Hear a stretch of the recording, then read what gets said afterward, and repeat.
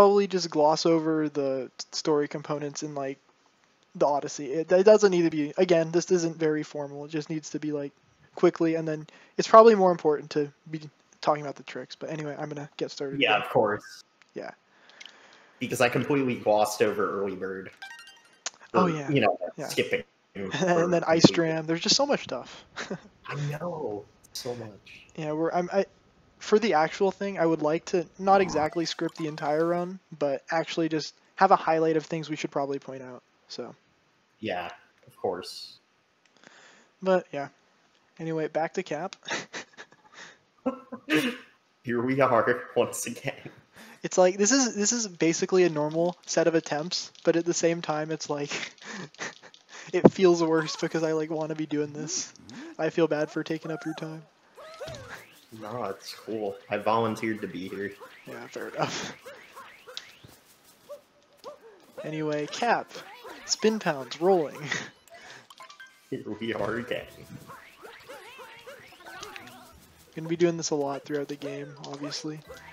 Rolling is the fastest movement option, and then spin pounds let you get roll speed instantly, so pretty frequent. Spin throw roll cancels allow you to hit things faster, capture things faster. What more can I say? Exactly. Stream is buffering. Oh, let me view it on my phone as well. Let me view it on my phone as well. That way, if it buffers on my computer. Yeah, it's a little. It's got to be rough on internet for me to use it. The whole thing doesn't break up. My bad. That's something I didn't really consider.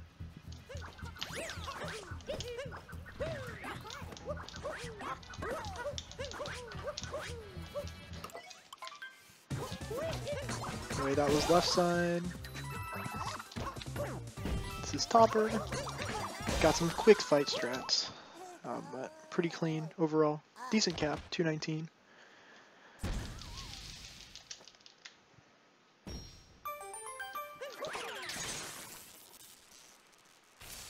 Maybe a high Getting that nice sub 220 cap. Yeah, that's very always nice. Kind of a benchmark. It's pretty much what you want to go for. Indeed. So I guess in this cutscene it would probably be a good spot to talk about like all the story, the short story stuff. Yeah, for sure.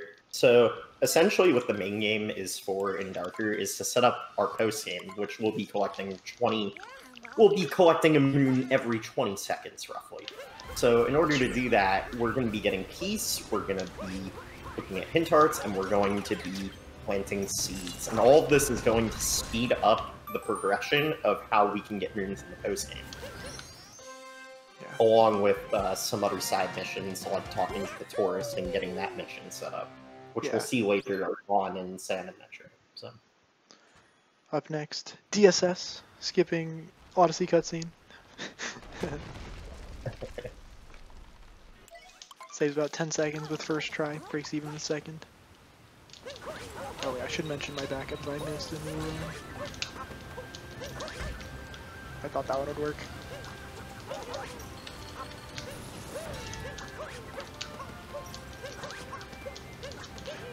Oh my god, I hate this.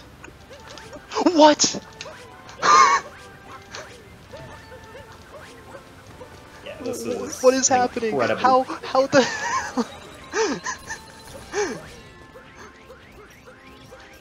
Oh my god, that was funny.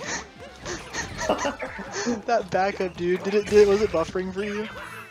Yeah, a little bit. I think no. Are you watching via Discord or the stream? No, I'm watching via the stream. I guess I should be doing. You should watch Discord. That'll probably buffer less. Yeah, that's like the main reason I have it streaming right now. Yeah, that's a good call. Oh my god. Please tell me. I hope anyone in chat has clipped that. I really do. Basically what happened, I missed DSS, but I got DSS, but then for some reason I dropped my dive input after the jump. Then I did a wall slide on the right side of the wall, like where KFR is, and then managed to dive onto the very tiny spot and get DSS a second time without landing first. Okay, but anyway, chest clip time.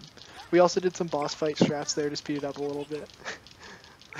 But yeah, this is chest clip. Basically, we'll let you clip out of bounds by abusing some of Mario's animations while guarding a moon. That should work. You got high warp. I'm 3 for 3 on high warp today. That's pretty swag. Very Dude, nice. that was a rush. For sure. I've never recovered from a DSS fail like that. It was so funny. Yeah, that was pretty nutty. But yeah, Sand gonna be the first kingdom you'll really see kind of the story elements in. Cascade, we did complete the story by beating Madame Brood, but that's literally all it takes, so not that intense. Sand, we're gonna be getting the Binding Band. Well, we're not gonna be getting it, but Bowser's gonna be stealing the Binding Band, wreaking havoc. So,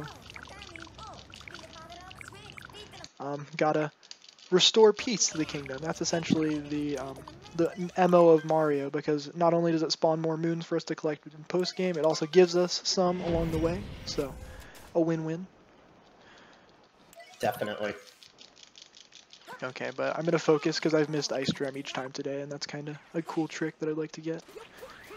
Mm-hmm.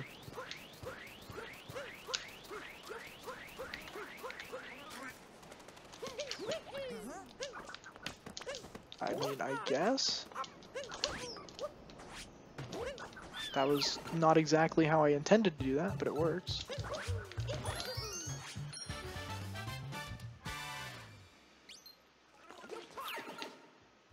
By the way, just let me know if you're having any issues with viewing the stream on Discord if there's delay. There shouldn't be delay on Discord.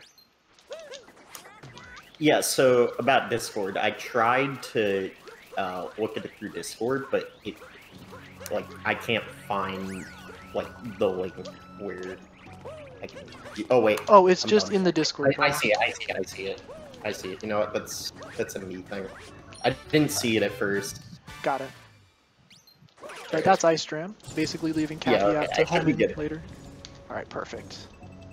I should be good now. Alright. IP skip the moment of truth, right? Please. Will this continue?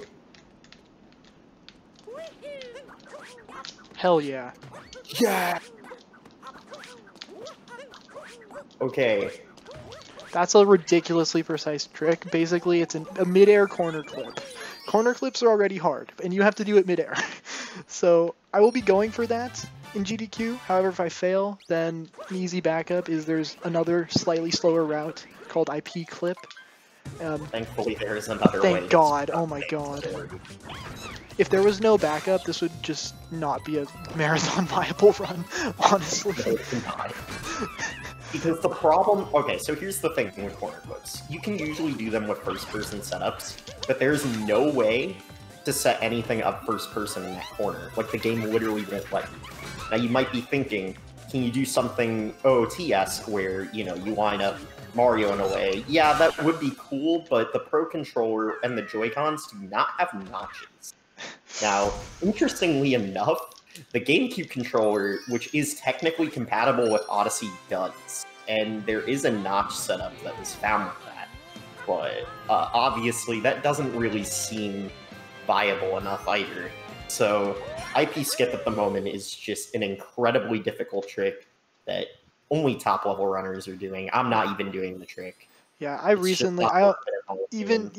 I'm technically a world record contender right now, and I just recently added it. It's a ridiculously hard trick. It's a brutal trick. It saves approximately 30 seconds. If I fall down while attempting it, it'll lose about 40, but overall, I can still, if my estimate's 314, then I can still be far under that, and that's the main thing. Alright. So the Night Sand. Oh, gotta talk to Jaxie. Oh, first person. The first thing that we're immediately doing is purchasing Jaxie for later. we're not necessarily going to be using him during Sand 1, but he will be crucial in Sand 2. So it's just nice to just purchase him while we can, just to get it out of the way.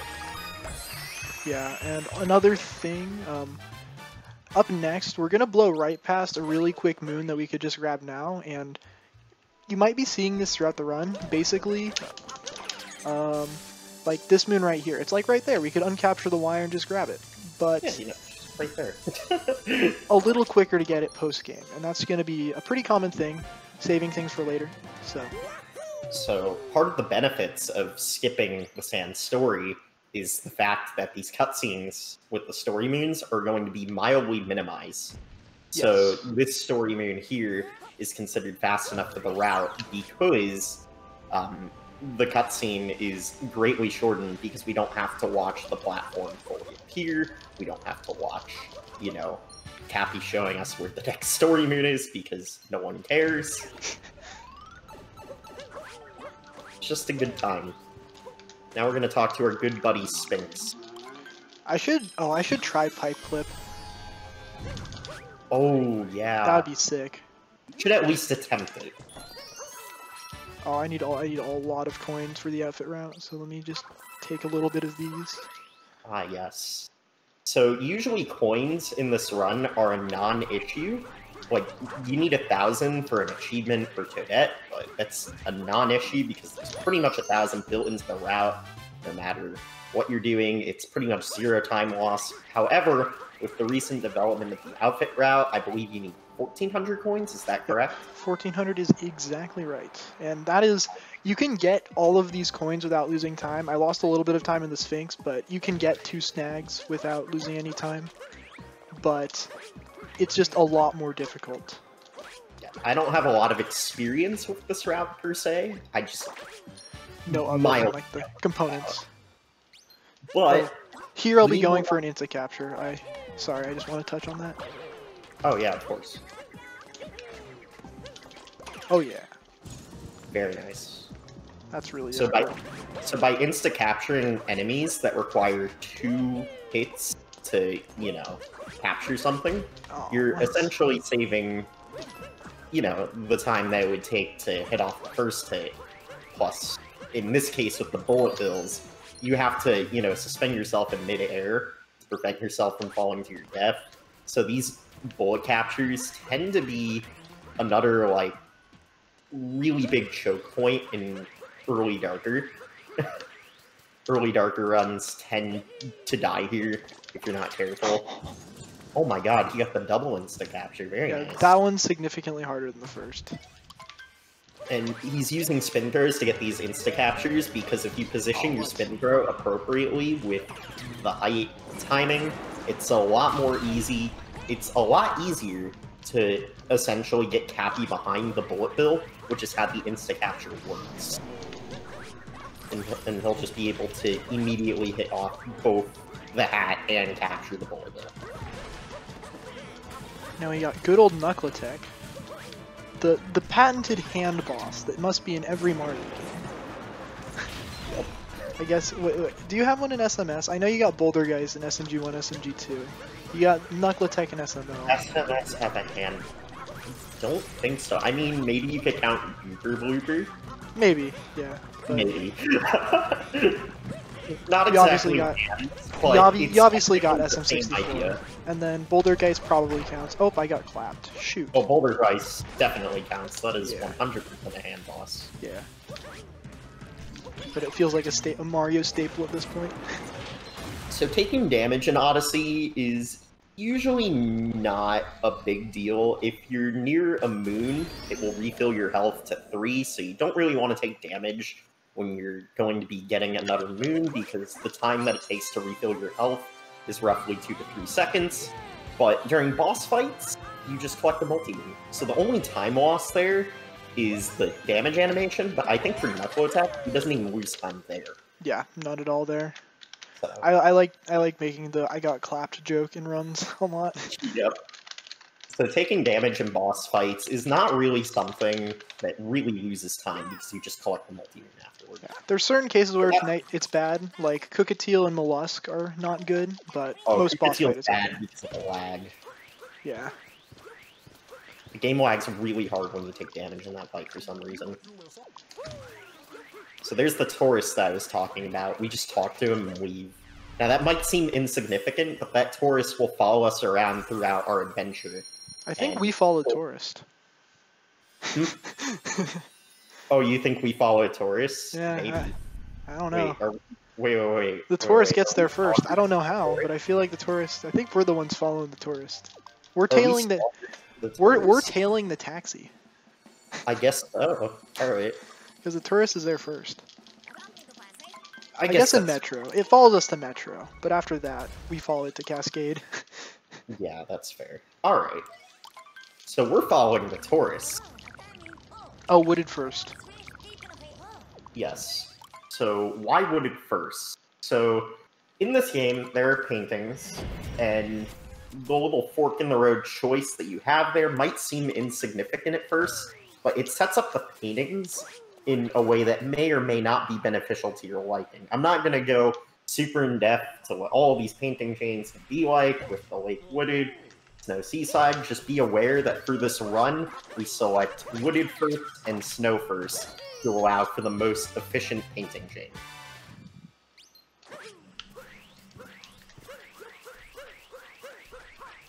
Alright, Deep Woods is kind of one of the things that I like more about this category. It's got a really unique route.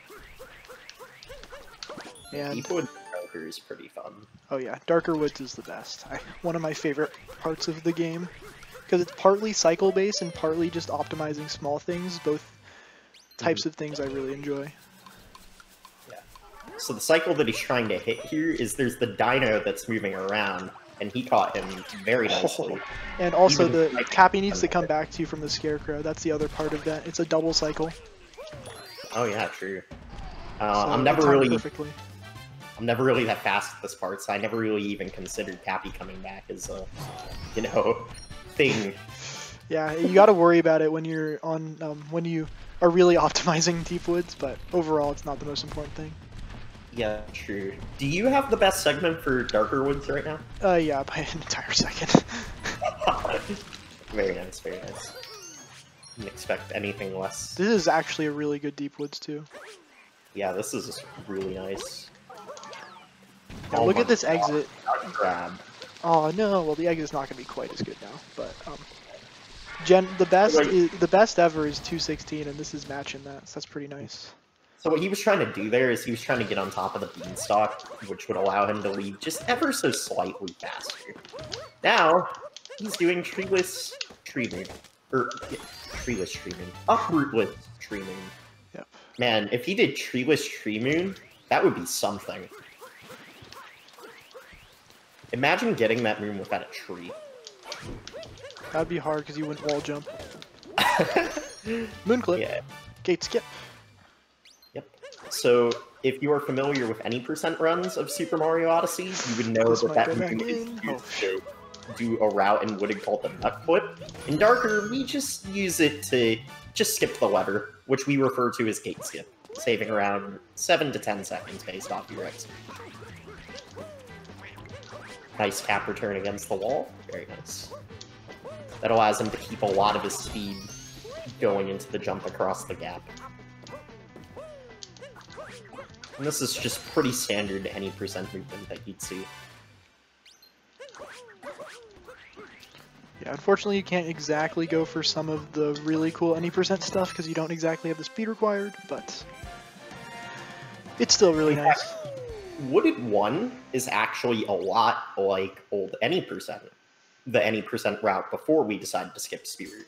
And the reason for that is because it's actually more beneficial for us to leave Torque Drift for the post-game. This is the only kingdom this was really goddamn good wooded. Oh yeah, yikes. Oh well, it's okay. Throwing away a wooded 1 gold to FRS. Yeah, I was 2 seconds ahead of gold.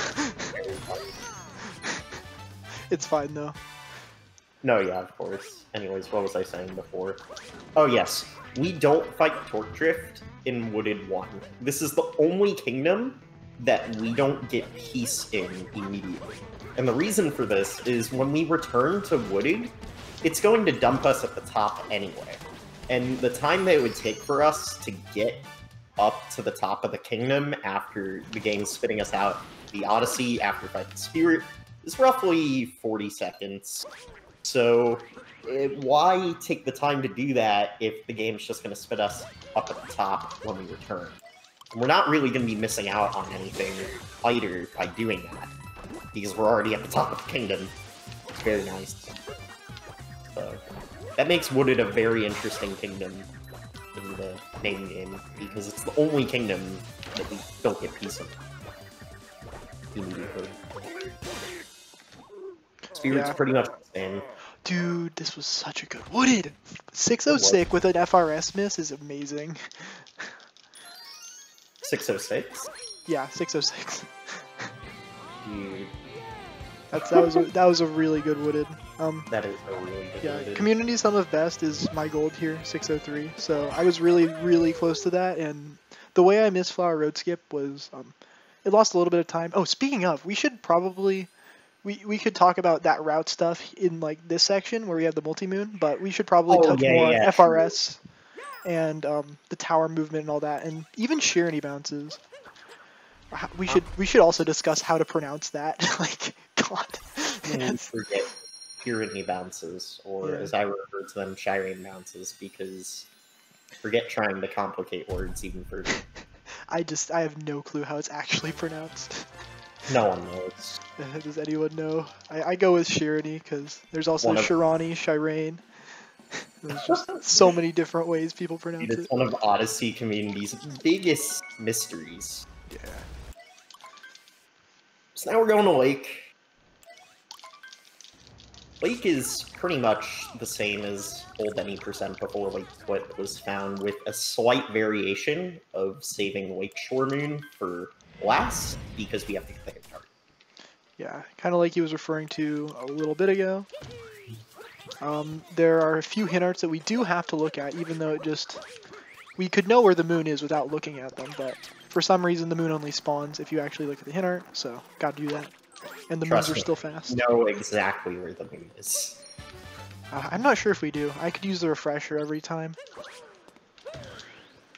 Okay.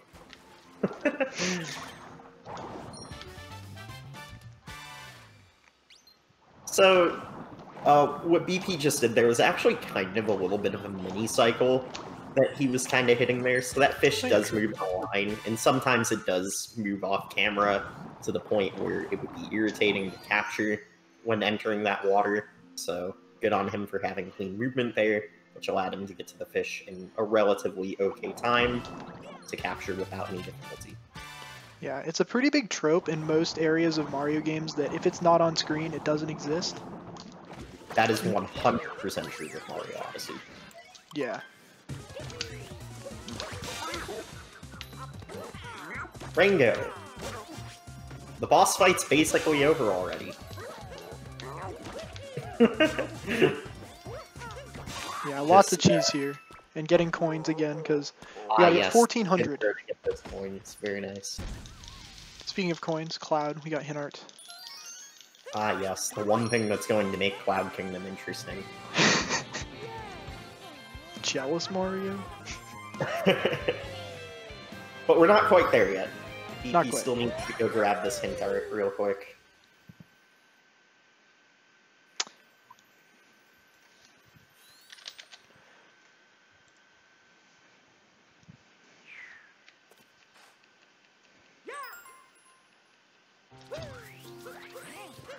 You know, maybe I should have chat open just to answer questions or comments that they might have.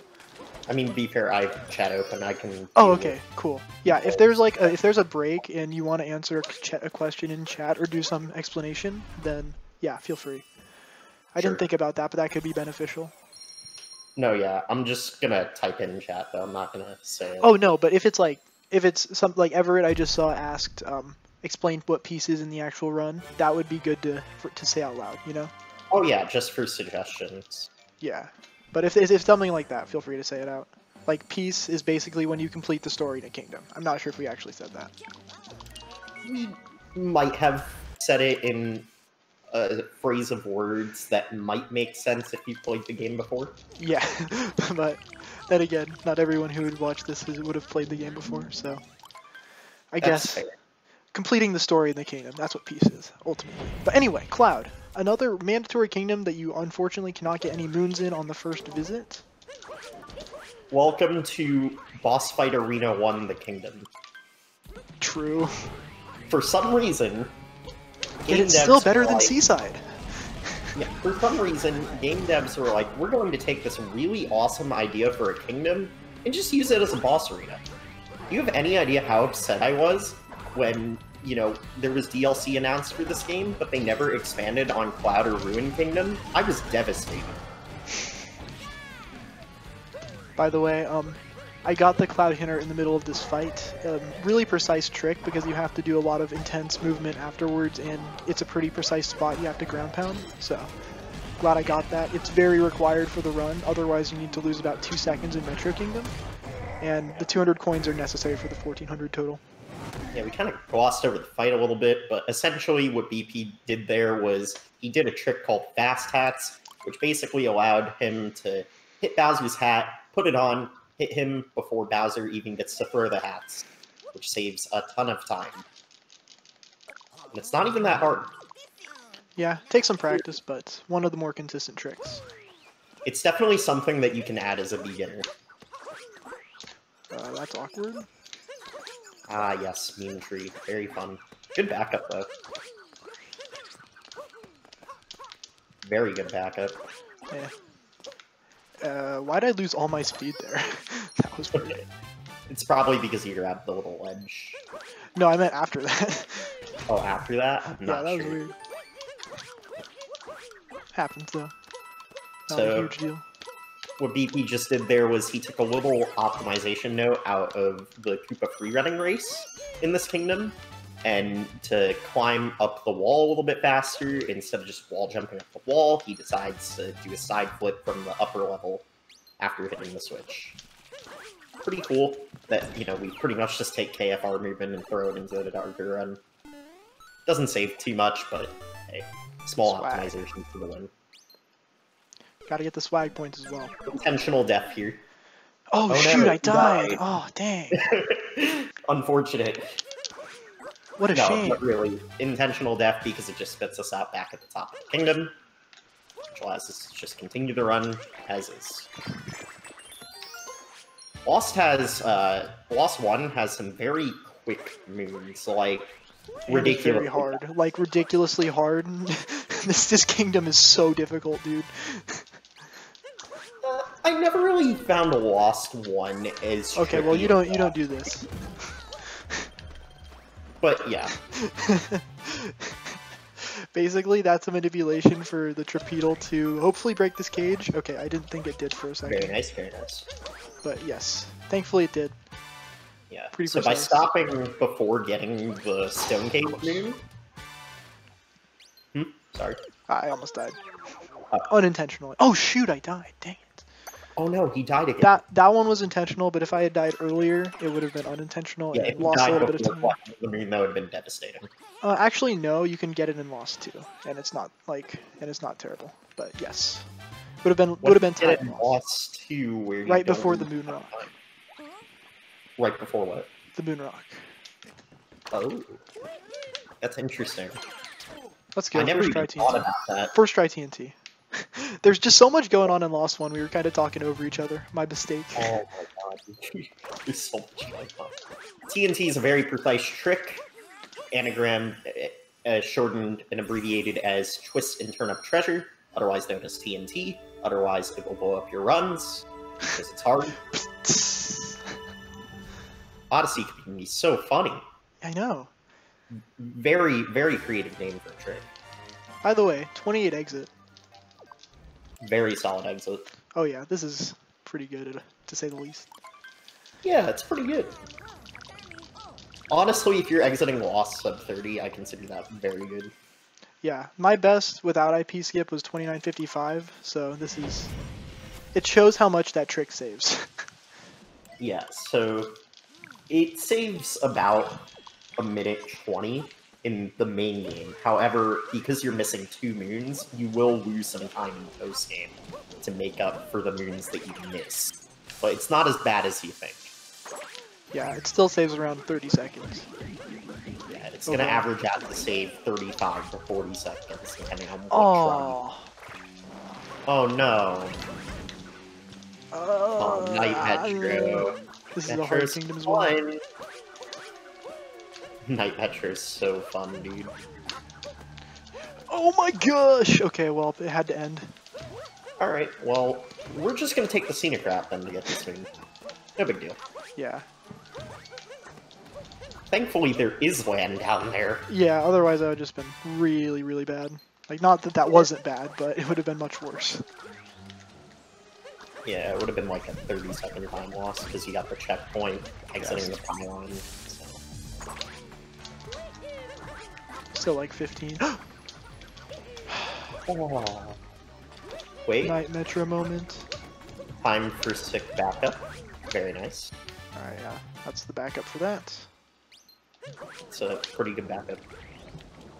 Better than I would ever do backing that up.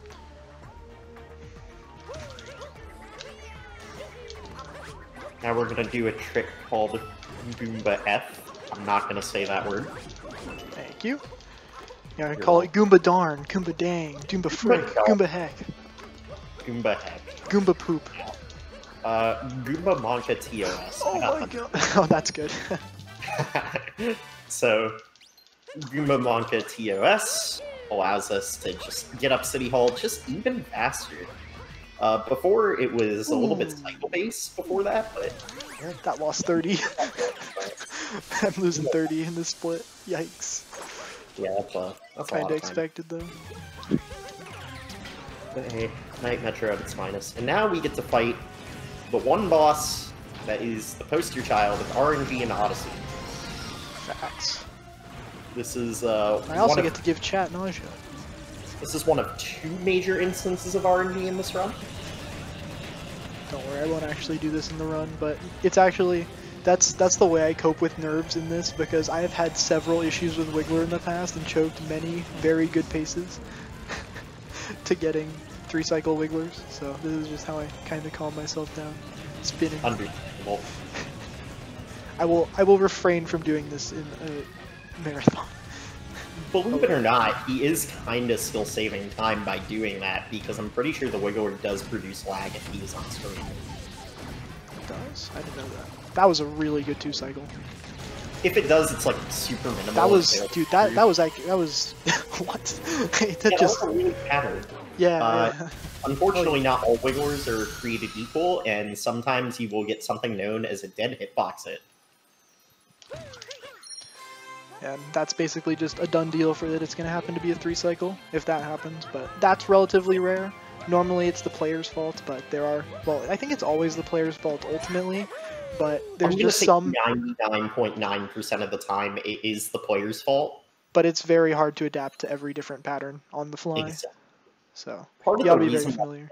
why hitbox hit happens is because when the Wiggler crosses over, I'm pretty sure it's like the game, you know, registering, hey, the Wiggler's hitbox is here, but it's actually over here. So it's like mind gaming you.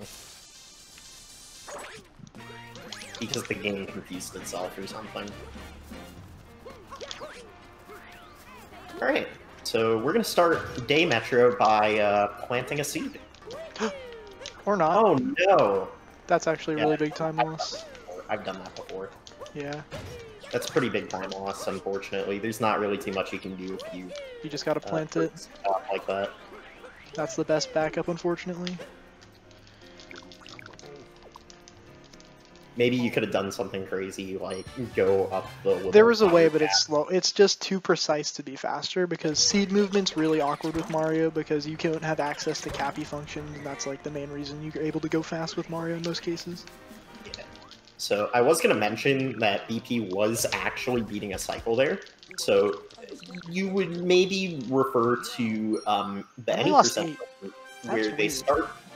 day Metro by doing a trick called Metrodram, which is just getting the moon in the tunnel.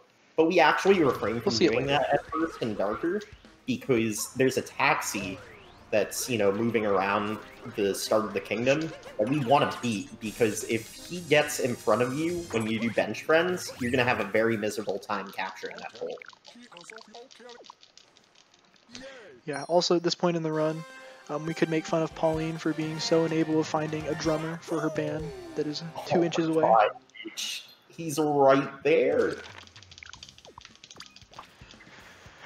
Yeah, the Metro Kingdom story is one of my least favorite ones, although it does have some pretty nice movement associated. Unfortunately, just not the most enticing of all. Okay. I'm not entirely sure where I'm at right now. Okay, well at least I got the roll, so I can back it up.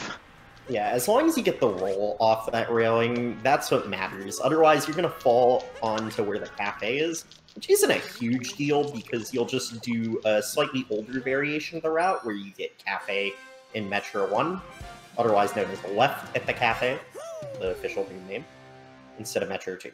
Dude, I love flexing moon names. I know so many from running Talkatoo Randomizer and stuff that it's just fun to refer to them by their actual name. That's the thing, though. Not all of the actual moon names are very memorable, so it's pretty daunting to even know those in the first place. I usually just shorten them to, this is Fence, this is Metrodram, this is, I hate this moon because the hitbox sucks, etc. That seed point was very nice. I wanted to. That was point very that nice, and I didn't comment on that, but that was very funny. Alright, so now we're going to progress Metro's story by going into the sewers. Now, in the World Peace category, there's a trick here called Sewer Clip, and I'm pretty sure it still saves time in Darker, but it is not realistic to save time with Sewer Clip in Darker. And there's also a moon that we grab here anyway, so it just makes more sense to show off the flashy sewer movement and get this moon. Because Sewer Clip is very hard. Oh yeah, Not I've very hard. rarely got it. Some people say it's as easy as Outfit Clip, which I will be showing off later, so we actually do have a roll cancel clip in the run. But like, also it's fast, obviously. I wouldn't just do it to show it off, but it's also fast. But like, yeah. I don't understand how they think that. It's so difficult. It's like the sewer clip, and then I mentioned the pipe clip earlier in Sand 1. They're about equal in difficulty, and I really struggle with both. So Sewer Clip is about the anyone want tips? to Rock Clip on 1.3, I would say. A little mistake there, but not too major. Nah, not too bad. There are yumps in SMO. If you are pretty precise with a second jump input right after you do a spin pound, you can do a pretty swag double jump. It'll look like Mario's a superhero taking off. So I'll be going for that, but unfortunately I missed because I missed it. Alright, so now for probably most people's favorite moment as a casual playthrough of this game, but what is actually one of the most precise 2D sections ever created. You got this and the one in Seaside. They're not easy. I nailed the cycle yesterday. Let's see if I can get that again. So far so good, but this is the easy part. Not only is it cycle based, but it's also incredibly hard to hit the fastest cycle. Yes, that's the main thing. It doesn't look that intense, but cutting the corners really tight, I already messed it up. No, this part of the run is so condescending, and contrary to belief, because, you know, it's just like, yeah, it's a fun time. You're listening to Jump Up Superstar, and it's a good time. But realistically, the runner is panicking because it's very unlikely they're going to hit the fastest cycle if they even make the simplest of mistake. And that can be... I had to slow down a little bit so I didn't take damage. A little bit, missing that jump on the invisible coin block. Just so much can go wrong here that can lose you upwards of 10 to 15 seconds. Okay, so anyway, you might have noticed that I slowed down a little bit at some point to avoid damage. We mentioned this earlier, but essentially damage will, if you have to grab a moon after you take damage, then you're going to endure a freaking 2 to 3 second long animation that's very annoying after every single moon animation if you're not at full health. So I avoided that. Also, that was a really good festival except for the beginning. Like, really good. This is gold pace actually. This has all been very nice except for the spin pound on the button and the beginning of festival where I accidentally hit the question mark block instead of jumping around. So pretty good stuff. Dude, yeah,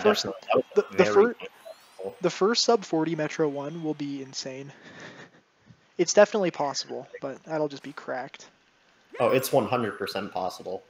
I'm pretty sure Value almost did it in his previous world record run. He also did skip a moon, but I don't. Oh, did he? Yeah, okay, I didn't. No, I mean, it's still really impressive because that only really loses like 10, but still, that's insane. Well, it depends which moon he skipped. But it was Alcove, so that's actually probably more like 5. Oh. Oh, yeah, that's like... It wasn't a skip, it was a miss, but same difference. Okay, that might be a gold. Yeah, that was a really clean Metro one. Well, the festival was clean. The festival component was clean. The night Metro kind of stunk, and then I dropped the seed, so... The start of Metro 1 was bad, but everything past the first seed was really good. Yeah, so, can't complain. No complaints, no complaints. And now on to Snow 1, which is, in my opinion, not a very good split. This is kind of a really dumb split, actually. It's one of the splits where a lot can go wrong, and it might not even be your fault. I don't know about that one. I mean, that's mainly fishing, but... yeah, I guess, you know what, fishing kind of sucks. You know, I'll just leave it at that. Fishing's terrible. RNG, hell. Fishing plus moon clip equals bad split. But yeah, fair enough. The moon clip isn't always... Well, actually, the moon clip is... Oh, I actually found a new strat that's a little bit more consistent for it. So it's just really hard. Nice. I love that movement.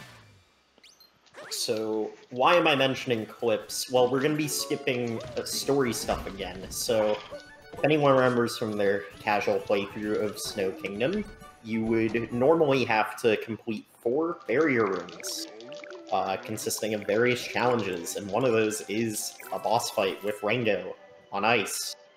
It sucks. It's really bad. Never want to fight Rango on ice. You only do it in one category, and it's a category extension, all story moons. All story moons, baby. So... Like, even if you're running this category without clips as a beginner, then it's faster just to completely skip the story in this kingdom because it's so slow. Oh yeah, it's so funny. The clipless route just completely skips Snow 2. So yes, I got it. Let's go. Very nice. So there are other options to clip out of bounds, thankfully. There's the box clip. There's a stack of 2 boxes. That's also one try. But yeah, important to note that there are backups for that. Your run's just not over. So I can very confident in the backup moons there. But they lose about 7, hence my exclamation and happiness. Yeah, if you practice the backups... Oh wait, sorry to interrupt, but we got pinball. We got Stravos 96 pinball here. Okay, well I messed it up a little bit, but basically you just bounce the Chivarian off the wall. It's so funny. But yeah, okay, continue. Oh, actually here we'd have chat guess boundable times just for the funsies. Ah, yes, of course. A generally good guess for me will be between 52 and 54. So, yeah. Chat, I'm not looking really right now, very occasionally, but if you'd like to put your guesses in. Yeah, if you are watching, your guess still counts.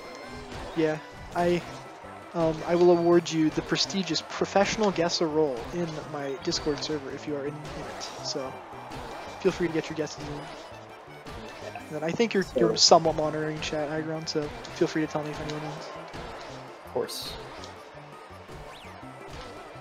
So, most Odyssey streamers generally, play this game where, you're guessing times for these races or mini games and whatnot, and It's either gift sub or some kind of special recognition, like the guess a roll thing. Unfortunately, I do not have the funds for this.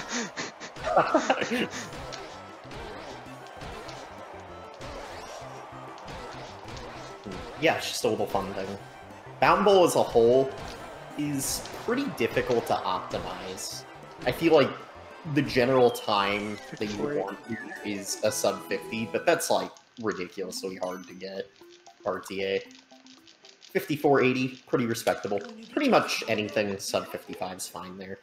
Yeah. The fastest, okay, well the fast found bowl. Does Yoshi have a 47 or something? I know somebody has this like insane. The fastest glitchless time is like a 47.8. That's like ridiculous, dude. And then the fastest done in like a runner in IL that I know of is 49.77 by Strav. Yep. And I'm just I'm really bad at the timing for this trick. I really got to improve it.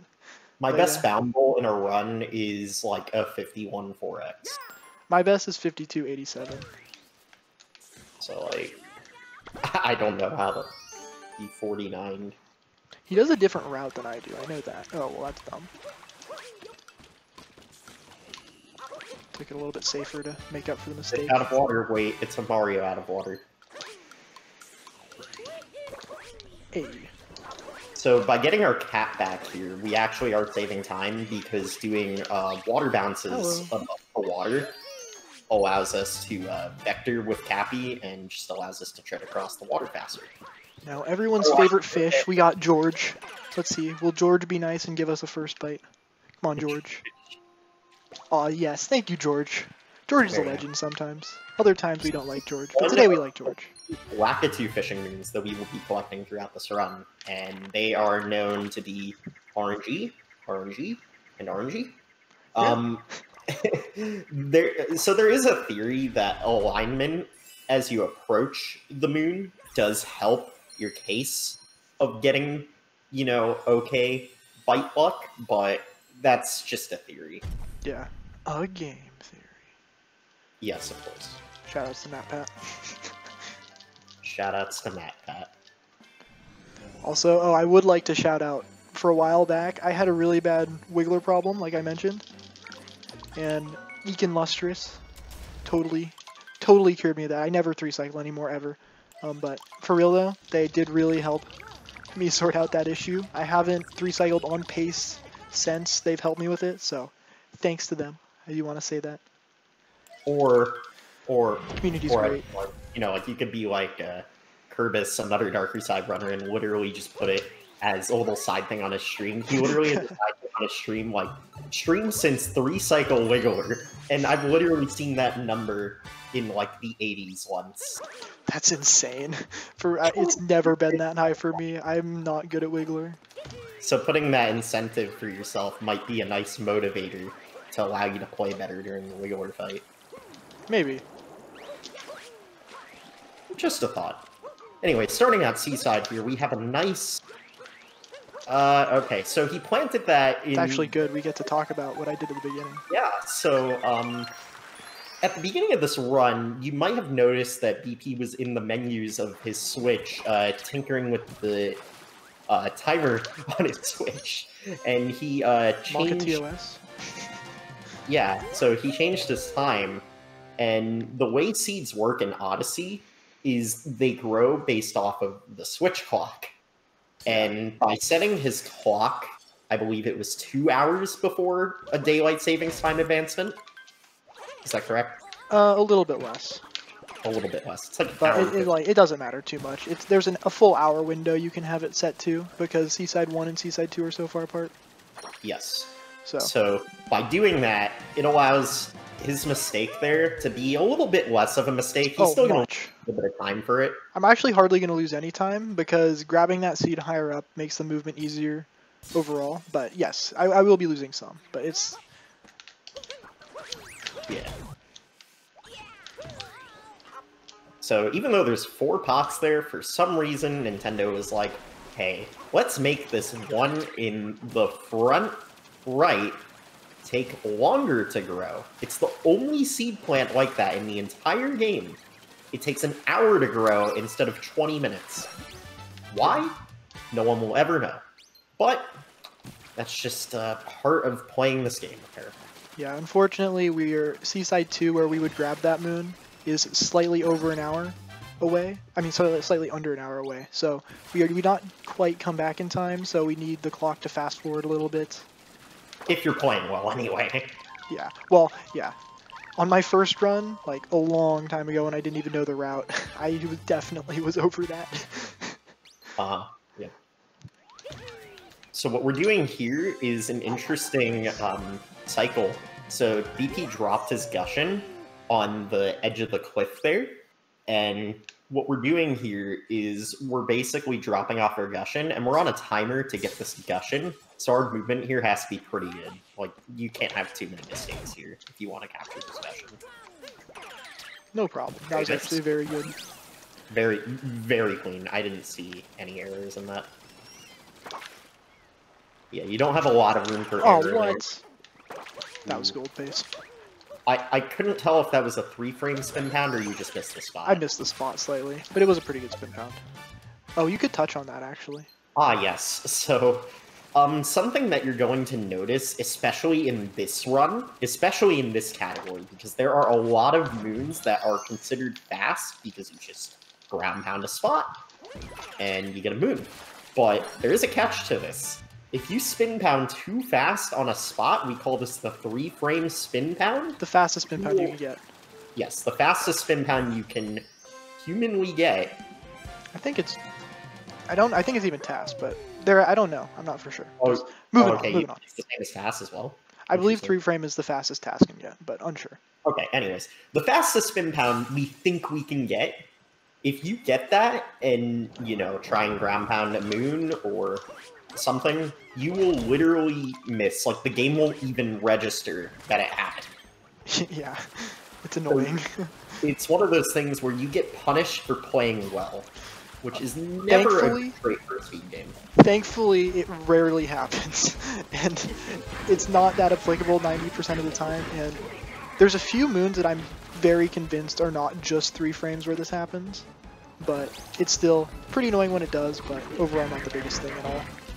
Alright, so now we're on to everyone's favorite boss. Yes. This, I mean, it's probably most people's favorite boss. We got Brigadier Mollusk Lancer, the 3rd Dauphin of Bubbling. Everyone's favorite named boss.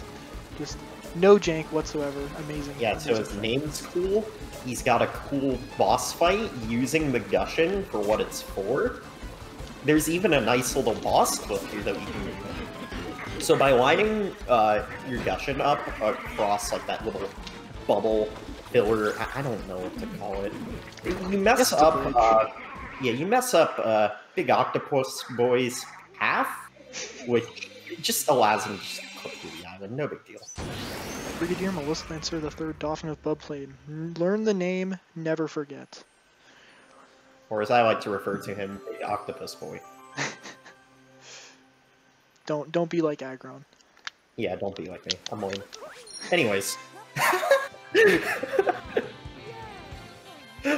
Oh my god. Okay, that was silly. I love this boss's name. It adds so much personality. It's so funny. Dude, he's so pompous. I know. Brigadier Mollusk Lancer, the 3rd Dauphin of Bubbling. Oh, it's so fun. So good at the same time. Anyways, what was I gonna say? Oh yeah, the boss clip saves 10 seconds. But yeah, moving on. We're leaving Seaside. Yeah. Well, we will have. I promise we will have this slightly more scripted for the actual thing. Yeah, we'll lay out some. I demand that you guys learn the name though for the commentary. Like that's required. You must be able to say Brigadier Mollusk Lancer, the 3rd Dauphin of Bubbling without breaking stride. That's like my one requirement. Better start studying. I'm gonna break out the flashcards. Alright, so now to arguably the hardest main game kingdom, Luncheon 1. Yeah, Sand 1's definitely harder, but like Sand 1 is for sure harder, but like you can reset easily at Sand 1. Yeah. This is the part of main game in Darker that most would consider the hardest part. This is awkward. So first we start off with a nice little timer challenge. There's a lot that can go wrong here already. You can completely miss the jump after the scarecrow, which would, you know, you fall in the lava, you die. You lose 25 seconds. Yay. You can almost fall, or fall where BP almost fell there, where Doombed is, and the only thing that you can do is just wait for Cappy. That's all you can do. That loses time, or you can, you know, roll off near the Speedroot Arena, and that also loses time. So there's just a lot that can go wrong with that first moon alone. Yeah, and that's the theme throughout the kingdom. And the boss fight. Oh yeah, also we just beat Spirit. Potentially kill him. Who knows? Yeah, also, important to note, I did some optimizations for coins in that fight. Got 25 total. So that's important for the 1400 total. Yeah, I haven't really been talking about your coin count much because I'm not super familiar with the outfit. It's actually really good right now, so that's nice. Good. Okay.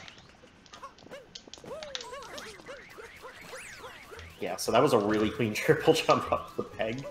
Very nice.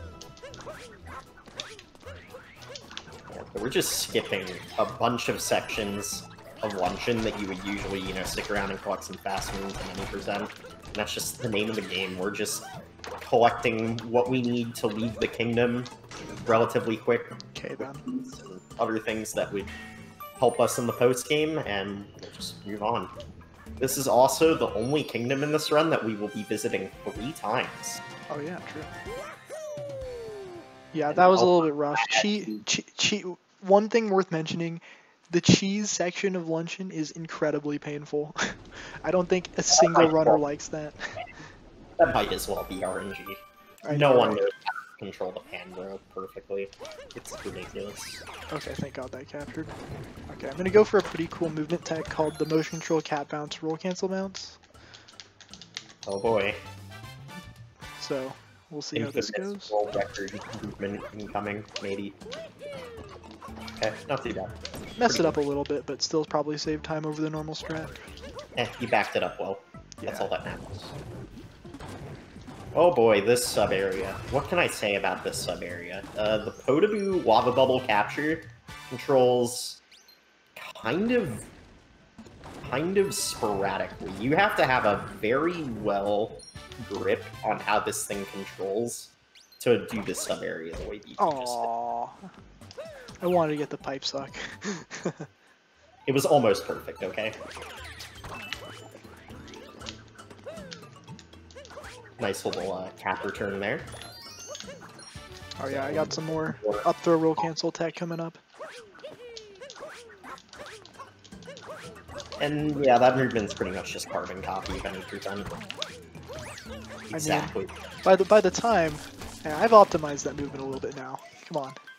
Well, give me some credit. Old any% didn't have old any% didn't have the movement capabilities that I have. Not really, but I did a few optimizations that make that speed that up a little bit. Basically, by getting a cap return jump, you get a little bit more height and distance.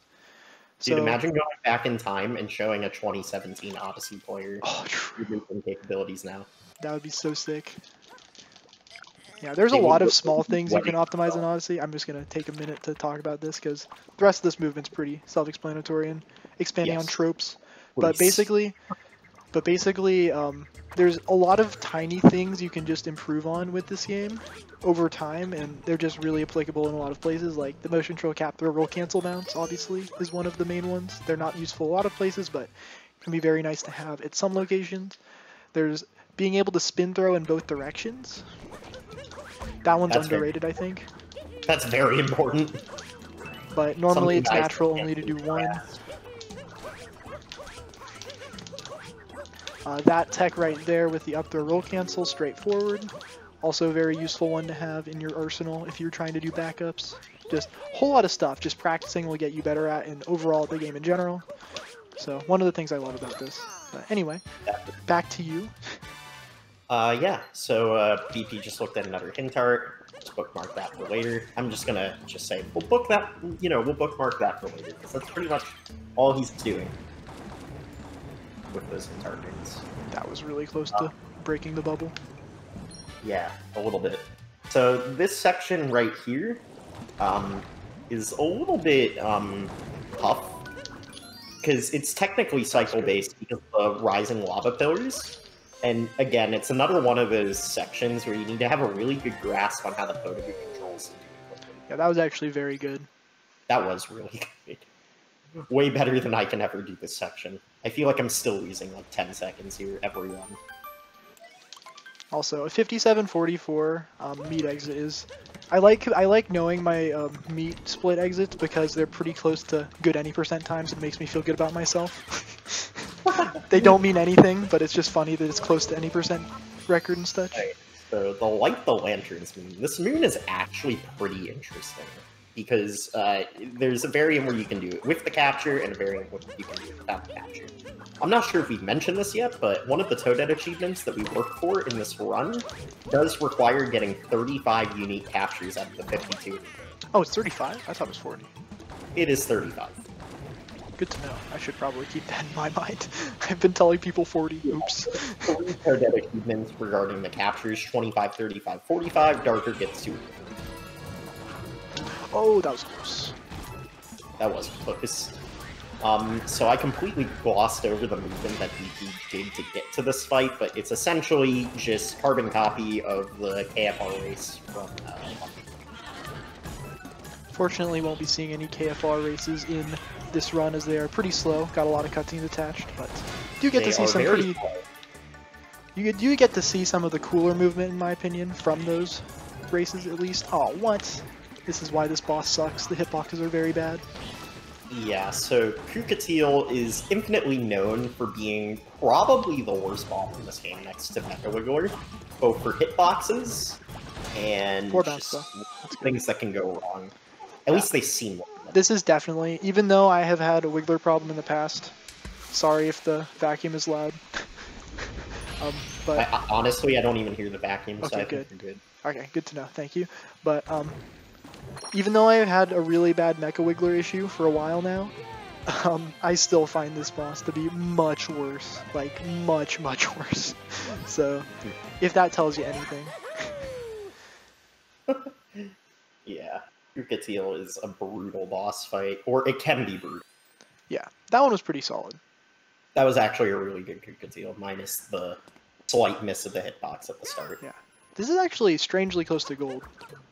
Like, I have a few places where I like measure where my time is, how much I'm losing to gold, and I was around 4 seconds behind at one of the ground pound moons, and then I obviously lost time in Kukateel, but yes. I'm only 3 off currently, so good to know.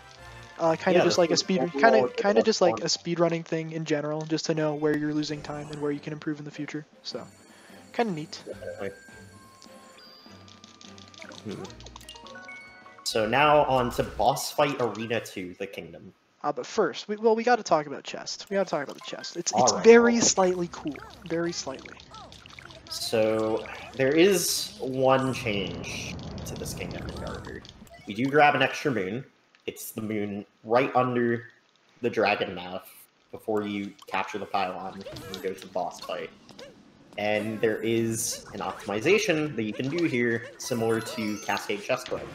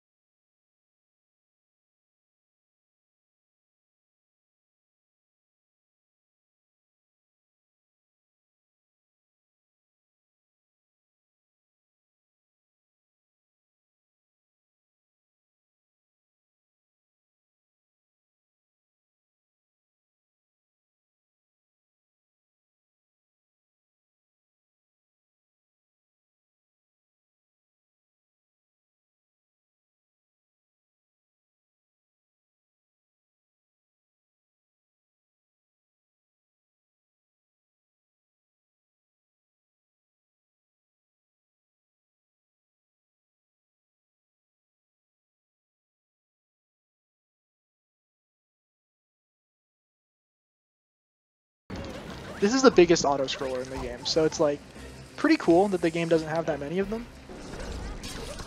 Oh, here we go. Alright, you're good again. Oh, that was a really good fight, but I messed up the ending. Oh, that's fine. I didn't see any of it, so good or bad, I didn't. I didn't see it, dude. Yeah.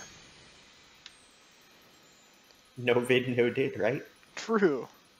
I mean, there's a local recording, but yeah. All right.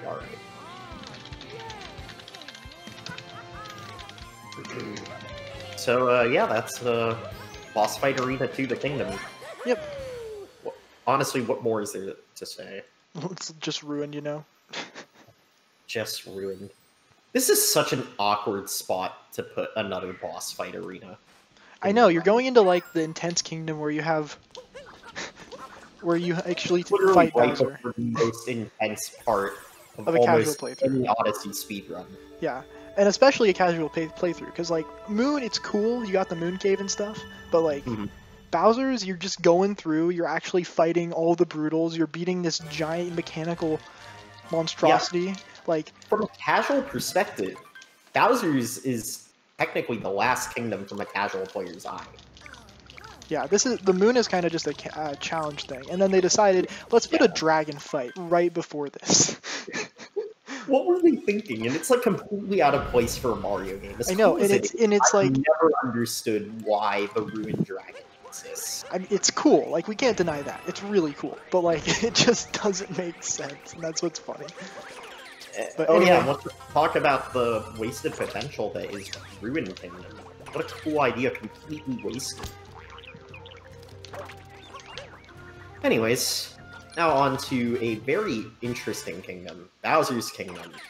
Oh man, this kingdom is packed with so many hard tricks in Darker. Starting right off with the bird dram.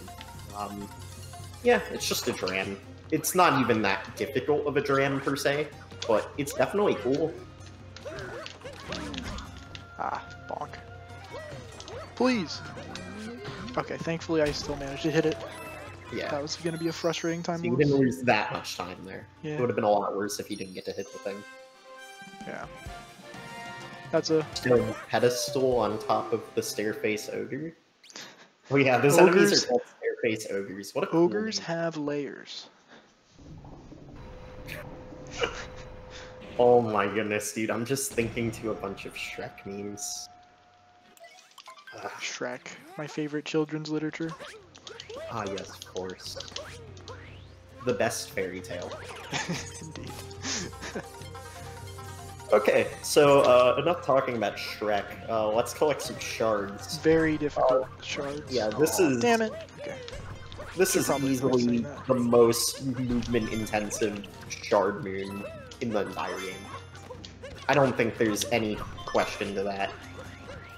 And since it's a requirement in pretty much every Odyssey speedrun, you better know how to do it in some way, shape, or form. Oh yeah. I'm doing the more advanced new shards route, but not exactly necessary. Yeah, so essentially shards is broken down into two different route variants. You got old shards and new shards. I'm still doing old shards because I'm not that good at this game, let's be real. But, you know, if you're like BP, you can do new shards, which will save you a little bit of time. I think it's like 2 seconds. Yeah, it's not much, but it's more than nothing. I lost that time by missing. I lost that by missing dive back the first try. Essentially, the second shard you get, the first shard you want to throw Cappy out and then dive back onto the platform. I missed that one time, so that lost the time save, but overall, broke even. Now for another dram trick, otherwise referred to as Bowser Dram, for some reason. Oh, but get this. I don't know why this one is considered to be Bowser Dram, but... Yeah, there's more.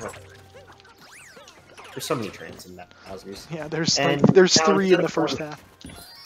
Yeah, now instead of going straight to the boss arena, we instead stop on Shop Isle to do Jizos. Now, you might be wondering, why are we stopping to do this now, if we're clearly going to be back here in Bowser 2? Honestly, I don't quite exactly remember the reason. I think it was just trying to be faster because of the Jizo Dram that you can do. Voila. Here we go. I think that's literally the only reason why this is in Bowser 1 compared to Bowser 2. Yeah, very nice movement. Otherwise, it pretty much doesn't matter where you place the moon. That's an interesting point about Darker that I'd like to bring up, actually. This is probably the only category that has a lot of different route options that basically, you know, account for mere seconds in comparison. You're getting the 500 fastest moons, but realistically, that's technically up for preference, because some people are better at other moons than other moons. And not to mention, some moons are just way safer. Yeah, for example, I can color this a little bit. There is a very intense luncheon sub-area called Volcano Cave Cruisin' that results in 2 moons that are about the same speed as the average moon in Darker. However, they are incredibly difficult and unnecessary, so most people opt not to do them. Oh, dude, that sub-area is so cool. But yeah, it's very hard. Yeah, it's ludicrously difficult. Not to mention you're already doing outfit route. It's not. Yeah, with outfit route, I don't even think it's faster. Oh yeah, because you're getting. Otherwise, I'd do it. That's my first choice for a backup moon if I miss 2, because you have to get both of the moons in that sub area. But yeah, that's my first choice for the backups, since I'm very good at that sub area. Well, I think I am. And I'm confident I can do it. Kind of completely glossed over those fights, but it's essentially just Copper and Harriet, but slightly harder. Yeah, and for the Harriet fight, you do a little bit of first-person strat and some roll cancels to save a little bit of time. Kind of swag. Yep. That's referred to as Furriet. Yep. Trick was found by X-Runner Fur. Fur is a very good streamer, used to run this game, and yeah, he's really good at this game, and hate to lose them to Fall Guys and Bowser's Fury. Kipo. Is it them? I'll just stick with them.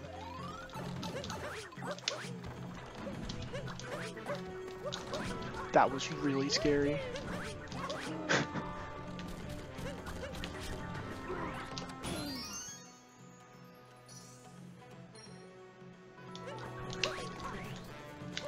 Okay, there it is.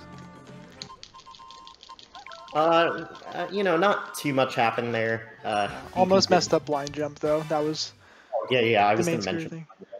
So pretty much the only thing of interest in that whole section there is a thing called blind jump. It's referred to as blind jump because your camera is pretty much locked as you're exiting pipe that you use to exit crates, and that can make that jump a little hard-ass. So that's why it's referred to as blind jump. Oh boy, the Tokyo. Both one of the coolest captures in this game and also one of the most infuriating at the same time. How did you do it, Nintendo?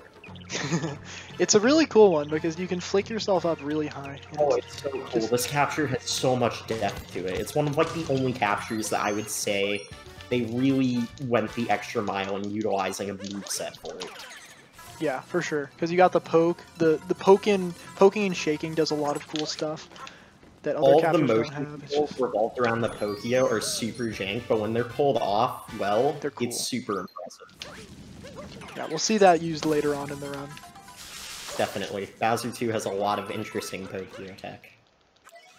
But disregarding Bowser 2, we have everyone's... This boss fight is basically described as, your palms are sweaty. Yeah, that's a... I don't really have much else to say about Mech. DP's pretty much showing why this boss is called Your Palms Are Sweaty. Yeah, I'm literally... This is... You obviously can't see this, but I'm currently wiping my leg with my hand. Like, after I get thrown off, I literally wipe my hand on my leg.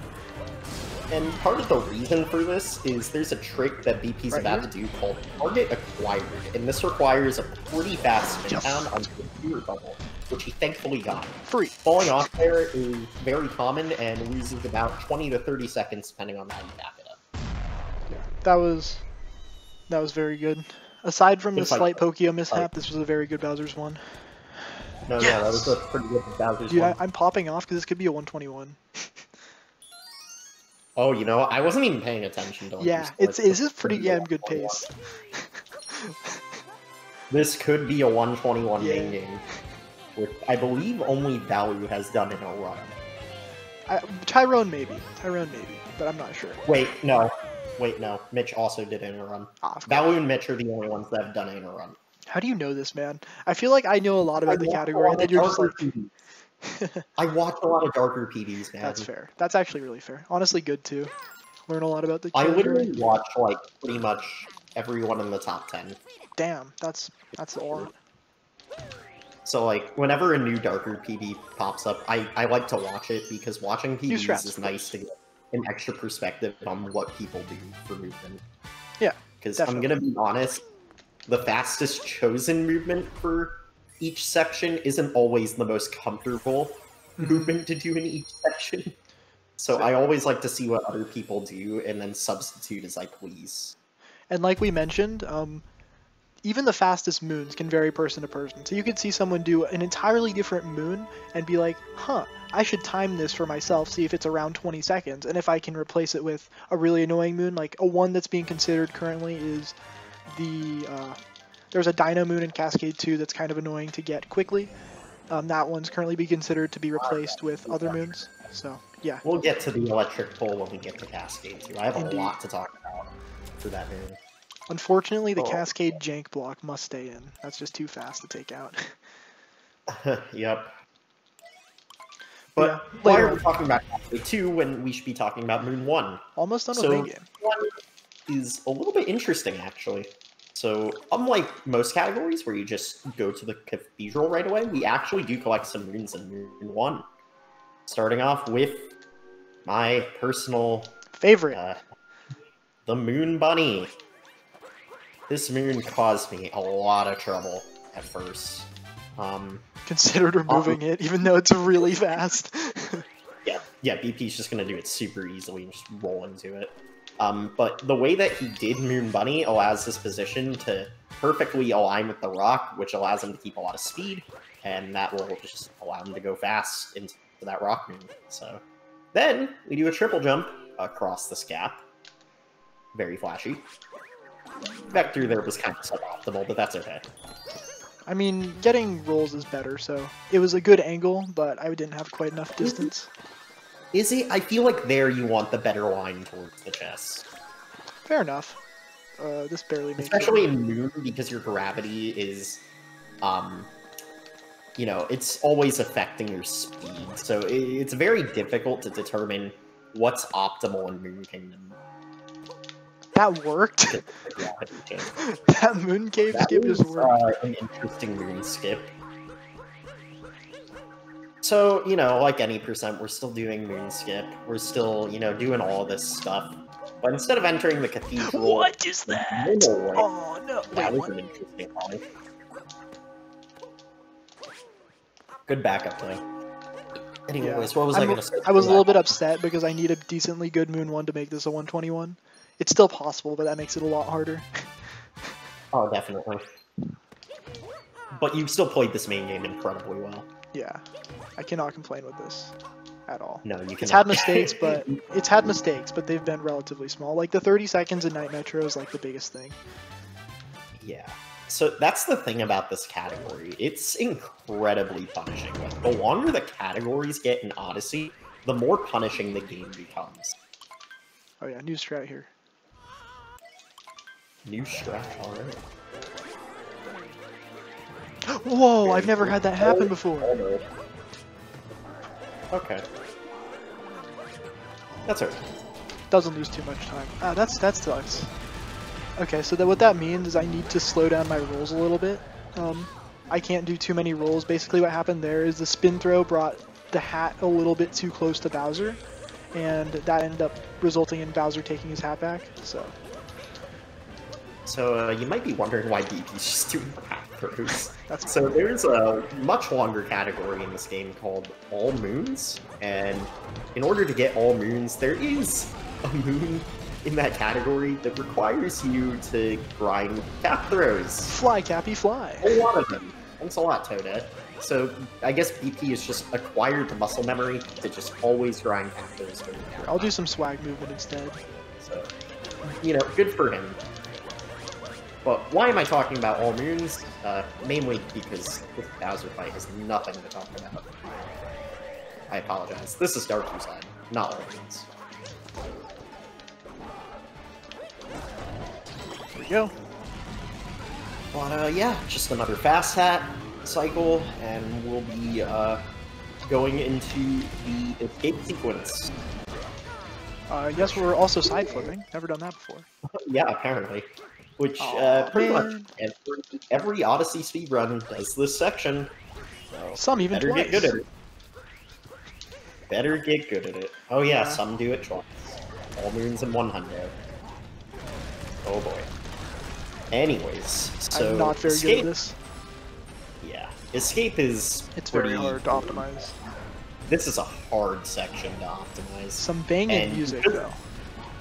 And because it's at the very end of most runs, it's also another your palms are sweaty moment. For sure. But since it's in the middle, basically no stress whatsoever in my head right now. You know, it's coming up just easy 2D section. It was recently discovered that you can skip this 2D section with very precise jumps on the collision points of the 2D section that fall. Okay, however, BP is not even attempting this because, oh my god, that trick is so hard. I have never once even gotten the third jump. It's ridiculous. That is fair. I am with you, my friend. I don't even think I've gotten to, like, the upper portion of the wall. It's so hard. But very few people have done that trick, and it's dubbed as then there's Dangers. DDSS. Yeah, very few people have done that. And then there's Dangers, who was able to pull it off in a marathon. Shoutouts to Dangers. Oh my god, Dangers is insane for pulling off that trick in a marathon. It was the World Peace Race, right? Or, I mean, like, maybe not a race, but, like, World Peace Showcase. Yeah. Did I seriously miss? I got one of my shots eaten, so that would have been a really good early pillar if I didn't. I don't even think it got eaten, I think it was just off camera. Oh wait, is that a thing? I didn't know that. I don't know, but it might be. Because those shots were perfectly fine, unfortunately. Oh, camera is definitely not a thing, actually, but it must have. What happens if you shoot two fireballs that hit at about the same time? One of them won't register most of the time, so I'm speculating. Oh, you know what? That's probably what it was. That's probably what it was. Okay. This is a really respectable main game, but I'm kind of upset that I choked the 121 in Moon. It happens though. 122 is still very respectable for the game. For sure. And the amount of tricks that you did to even get the 122 is incredibly respected. Main game is very punishing, and if he messed up even one of those tricks very badly, he would have lost like a minute. It's ridiculous.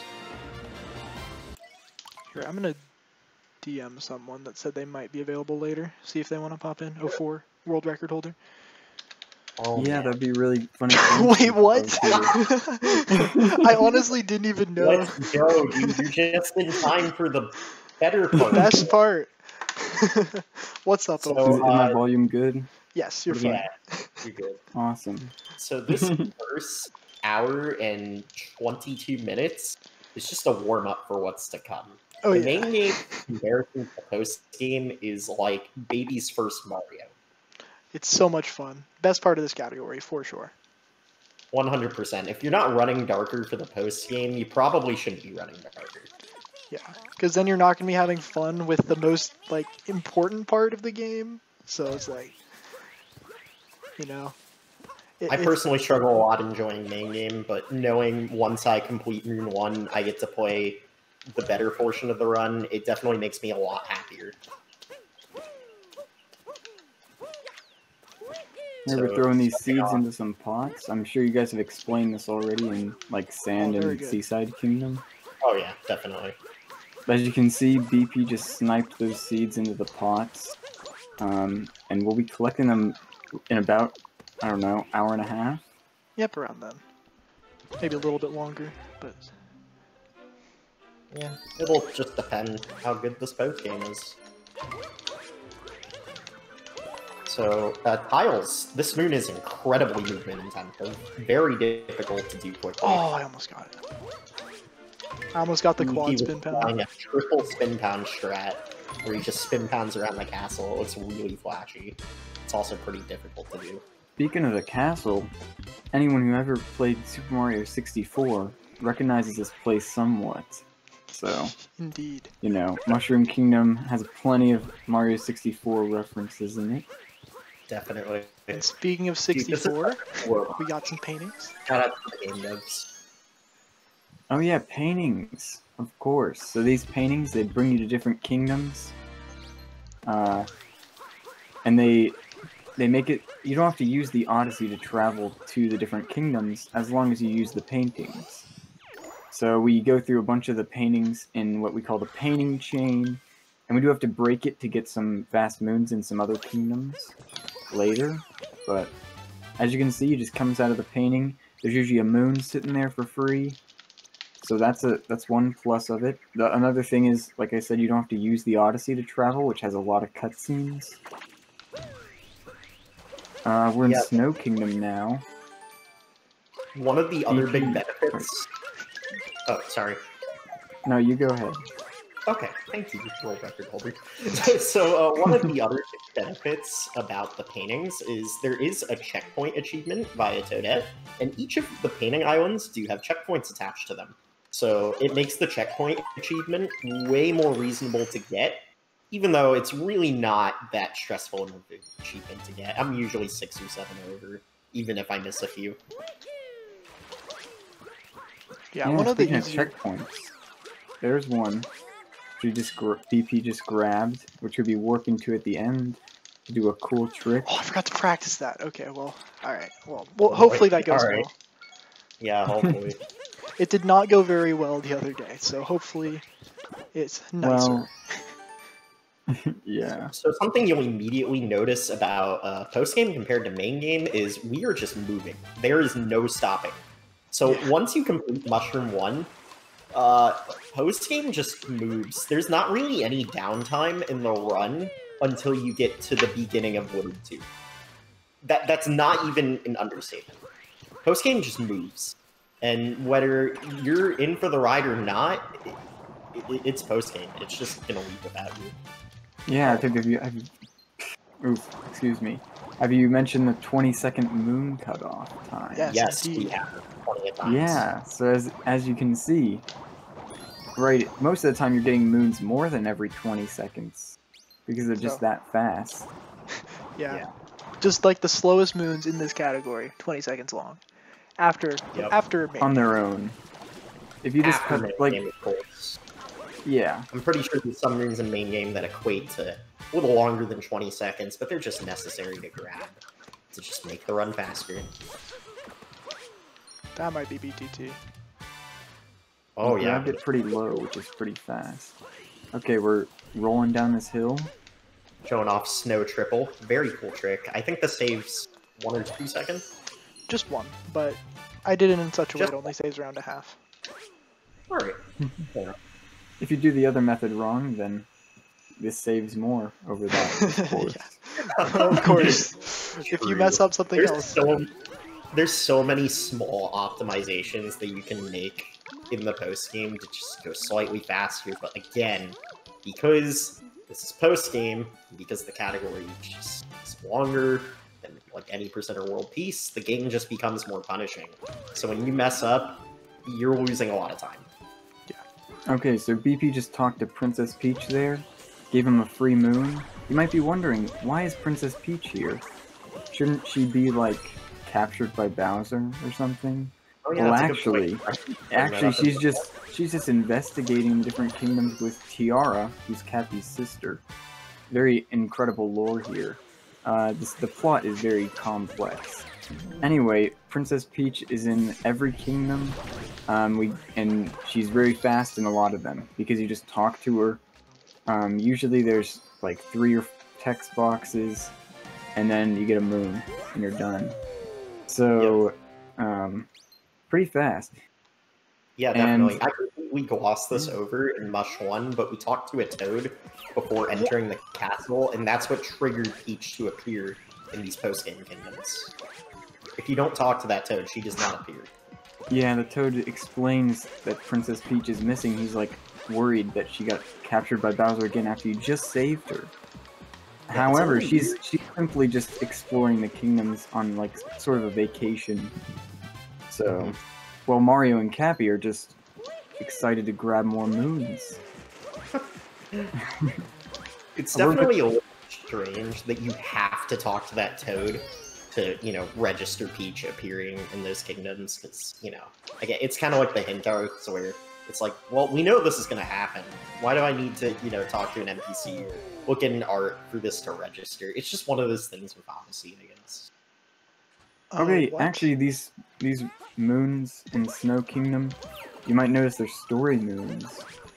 And you probably already explained this in Snow 1, where with the getting peace and skipping these, but now you can see BP's going through these rooms. There's 3 moons in each.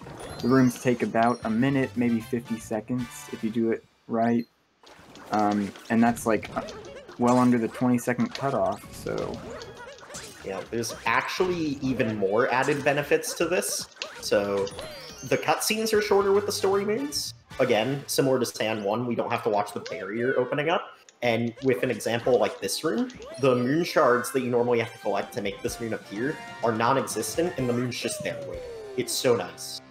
Oh, also, in the other room, there was supposed to be a boss fight. These moons, which makes revisiting them all the better. Alright, now we're gonna go race in the Bound Bowl again, right? Okay. Nope, that is slow. Or actually not. There's just some cool moons in here to grab. One of them being a Hat and Seek moon, of course. Go ahead. Also, check this pace. Otherwise known as... This Snow 2 pace is like, I think it can 4x. Oh, really? I'm pretty sure. With first try. There hasn't been any notable mistakes. Yeah. So, this could be the best Snow 2 that anyone has ever seen. In a run. No, overall. Or even just ever. Oh wait, Dude, this is Comp? Yeah, this is Comp pace. If I get first try, it's 48. I actually didn't know that. Comp is like a 646. We just glossed over it, but there was no mistakes. Actually, I'm sure there's some stuff we can find. No. Second try still second Comp try. Still That was a cool trick. Very nice, very nice. You can get a higher bounce off Cappy using the slope there. It's pretty precise, so... Yeah, there's also a triple jump variant of it that loses a second, but might be a little bit more consistent. Yes, I find it a lot more consistent, because I don't have to remember the specific timing. Anyway, we're in the Cascade Kingdom now. As you can see, we went through another painting. Free moon. Moons everywhere in sight. Break that rock there for a moon later. We'll see that again. I got DSS this run. Oh, you missed like the most hilarious DSS backup ever. But yeah, this would be the route we do if we miss DSS. Just take a jump up to the top to fight the Madame Brutal, if you remember that. A lot of you in chat, and I don't know, would probably classic any percent trick. Yes. This is not the GDQ run, just a submission. Yeah. And or just commentating a run, you know? True. Okay, here's Captain Toad, my favorite 3D World character. I'm trying to think what other characters are going to be 3D. Rosalina. Yup. When I think 3D World, I think Rosalina for sure. Yeah, that's the first thing that comes to mind. Okay, classic Big Chomp. I guess. Oh yeah, talk about captures for sure. Oh, you did already. That guy. You probably already explained this, but Toadette gives you a lot of moons. Yep. Moons in the shape of stars. That was kind of scary. This room is very cool when you do it fast. I don't do this sub area now. It's so hard. Yeah, Yeah, the sub area is dubbed as. Oh my Mysterious god! Cloud. Damn it! How did I mess that up? Oh my gosh. I don't know. This was insane Dude, pace, but it's fine. This sub area is so mean. I hate it so much. I hate it so much that I cut it out of my rabbit. Yeah, it's definitely one of those rooms where it's worth it to cut it out if you don't like it. Of Because course, the if moons are you not like super it, fast. cutting it out might not be ideal because you're already two moons short at that point. So I feel like you're almost dedicated to do it at that point if you. That was a really dumb mistake. Well, it's A about little bit. 25. It was bound to happen. Yeah, having a flawless submission run would be insane. No shot. Just redub commentary over the world record. Yes, because the world record's flawless. Indeed. Oh, true. I only had like one mistake, you know. I often forget about the 30 seconds I lost in the last split because I was on world record pace. I just wanted to, you know, finish Yeah, I it was out. literally about to mention that, but you beat me to it. You know, just, palms are sweaty moment, that's all. Very nice. Anyway, that was pretty clean. Yeah, this 2D section is just another 2D section that's pretty hard to do correctly, but BP just moving through it. Pretty good. Now we got some of them. Coming up. Yeah. We have a lot to talk about for this moon. This Chomp Rock moon that BP's about to do after talking to Peach is it has a pretty notorious history, doesn't it, guys? To say the least. Yeah, so for some reason, I think the intended way to get this moon is actually ricochet a Chain Chomp into the rock, but that's obviously slow. So instead we're just gonna immediately shoot into it, and the way we do this is we actually line up the Chomp against one of the fossils, and by doing this, for some reason, it always lines up the Chomp perfectly to get the moon. But we didn't know this for the longest time, and, we just thought the moon was just completely I don't know, like, you can't call it RNG because it's not RNG, but it just felt unfair. Yeah, and even with the setup, it's still somewhat inconsistent. Okay, here's this moon we broke the rock earlier. Shout out to Linky for this one. That was a long time ago, but a lot of people just didn't know about the rib thing and rubbing on it. But that moon, you're supposed to just bounce the other Chomp into it, like, if you're playing billiards or something. Yep, and that's not even actually that slow, it's just hard to get it first try consistently without a slow setup. But it can definitely be fast, and I might even look into it in the future. Anyway. I believe you refer to it as Blind Shot 040. Oh, no, not that. I just mean, like, using the other Chomp. Oh, okay, why is this moon pink? Interesting, I wonder. Yeah, that's one of the hint art moons we looked at earlier. So and the hint art this taxi spawned guy. See, this is all like set up. Oh wow, yeah. From earlier. So actually, here's the great moon. Funnily enough, hint art moons usually have shorter cutscenes if you are not in the respective kingdom in the main game. Specifically the main game. Once you get to post-game, it all just kind of congeals as, hey, this is a moon. You picked it up, add it to your inventory, dump it into the Odyssey. But for an individual kingdom, it's actually interesting, because if you collected that in the main game, the cutscene would be a lot shorter because it doesn't actually get dumped into your inventory. You would have to go back to Late Kingdom and dump it into your inventory from Late Kingdom for it to actually get into your inventory. Like, I just find that pretty neat little detail that most don't really even think about. Kind of messed up this timer challenge, but not the end of the world. Not too bad. I've minimized the time loss from the death pretty well. Yeah. That was about a 30-second death. Cascade has a lot of fast moons. And we're coming up on Bowser's Kingdom. Yes, it's Bowser's, like, apostrophe S at the end. Yeah, it's one of the most annoying kingdoms to type out in your splits, because you have to, like, reach over and press that apostrophe button. What a hassle, am I right? I'm pretty sure in my splits it's just Bowser, and I don't care. Yeah.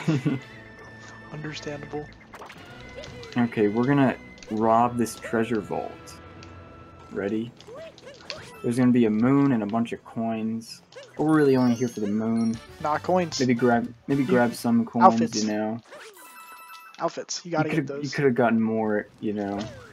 But True, not too bad. But you can't lose time, okay, bro? Okay? Watch out, dude, you're hurtling into the abyss. Oh, you just got onto that roof right there. Yeah. It's Cool. Okay, so another fun history lesson with this moon. So, for some reason, with this moon, you can just stay in the wire, and, I mean, BP didn't do it there, but if you stay in the wire, you can do it again, and not have to uncapture that pylon at all. And for the longest time, we didn't know what inputs caused that, so that was another, like, almost unfair moon to the point where, you know, we just thought it was like, fair. Did anyone do it before? Oh, sorry. I mean, when I first did it, I didn't know anyone else did it. I just did it on my own by just shaking a bunch. Yeah. I don't think there was ever a period of time where we knew that it existed, but we didn't know how. Okay. I mean, I don't know. I don't think we ever knew, but like we recently, you know, figured out that if you just hold down left, like it's so stupid. If you just hold down left, he stays in the pylon and you're fine as long as you're shaking. That's a thing. Yeah. Well, it's really that's only good. for after you grab the moon. You know, sometimes Yeah, you grab the after you moon grab- and then you... After you grab it. Yeah, I could. Yeah. I missed the moon. Grab that one. Yeah. And he's talking about that moon. We don't Yeah, really we're need to still not explain nice, all these... right? Sorry, Bowser. Yeah, as long as we're like, we've covered like the main basics. Now it's just the movement that's going on, you know. So. Yeah, we you don't. know, We don't really need to. to. I don't think it's really that important that your average viewer knows exactly how everything works. It is cool for that, for like helping other runners. Yeah, I don't know. I improve. just thought it was, you know, like a cool history. It is because cool. we- I agree. Okay. Grabbing the bunny there. Mips in every game. You think BP's gonna go really fast when he lands? Look at that. Whoa, so much Yeah. speed. Is that called a gold So- fire? I think it's called a clap fire. And Fire, gold fire, I don't know, man. They're wait. like literally the same thing. I don't remember. One of them is a specific like place where you do it. Yeah. I The don't other know one which is is just which. a general word. I want to say gold flyer is the general one, and then clap I fire is the one you do. I think that cap. might be it. Yeah, Okay, maybe. This Clap fire upcoming is sub that. area. This sub area is a classic. You might have remembered it if you ever did this game casually. There's these guys, and you hop around with them and stand on these P switches, and you got to do like a giant puzzle and this whole Jizo's Big Adventure, right? This area is so funny. I love it. Sadly, or happily, you can just Happily. set them on that back one and get both of the moons like really quick. I think Because I that's the choose secret the moon, and I the don't other think I- moon's just right there. I don't think I Easiest ever did PI. this sub area properly. Why would you? I Okay, did. this is an I definitely did. interesting As you can see, we just warped here, and we're talking to Peach again, and then BP's gonna grab a shop moon from the shop, and we just leave. So that just shows how fast the Peach moons are. It's worth it to go to this island and wait that whole warp cutscene just for 2 moons, since one of them is Yep. so fast. Again, I did talk about how Jizo moons, I believe, used to be in Bowser 2, but they were moved to Bowser 1 because the Jizo Dram saved time in Bowser 1. They used to be here, but it's all good. Yeah. We already got them. So moving on with the route. This moon can be a little Alright. bit cringe when when for some reason your shake inputs don't go through and you just happen to miss all these coins, but that rarely happens.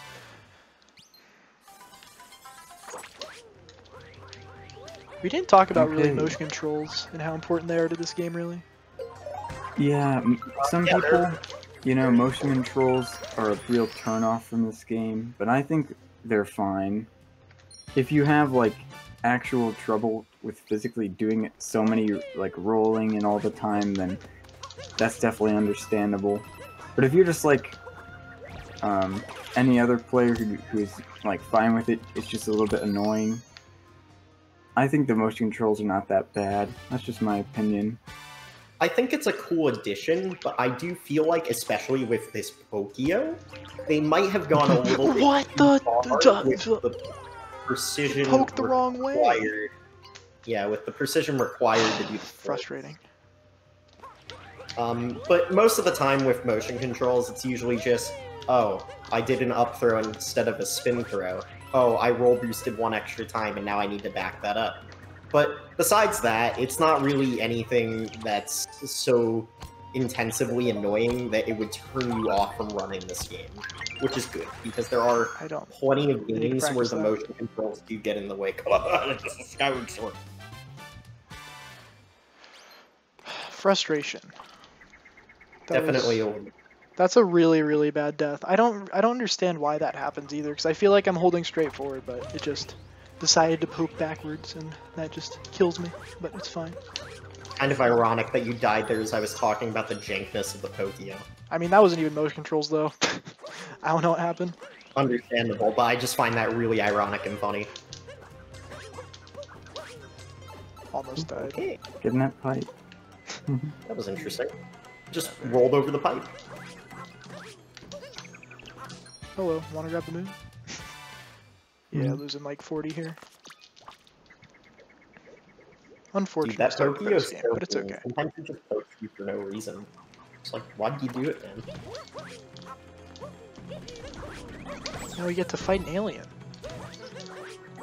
Pretty so hard this boss enemy actually is a name. It's called a Yufu, and the direction that you land on the Yufu's head, is it a head? I have no idea. But the direction that you land on his head will determine which direction you get flung from it. So the optimization there is you land on the far end, so that way you get flung in the other direction, which allows you to beat it a little bit faster.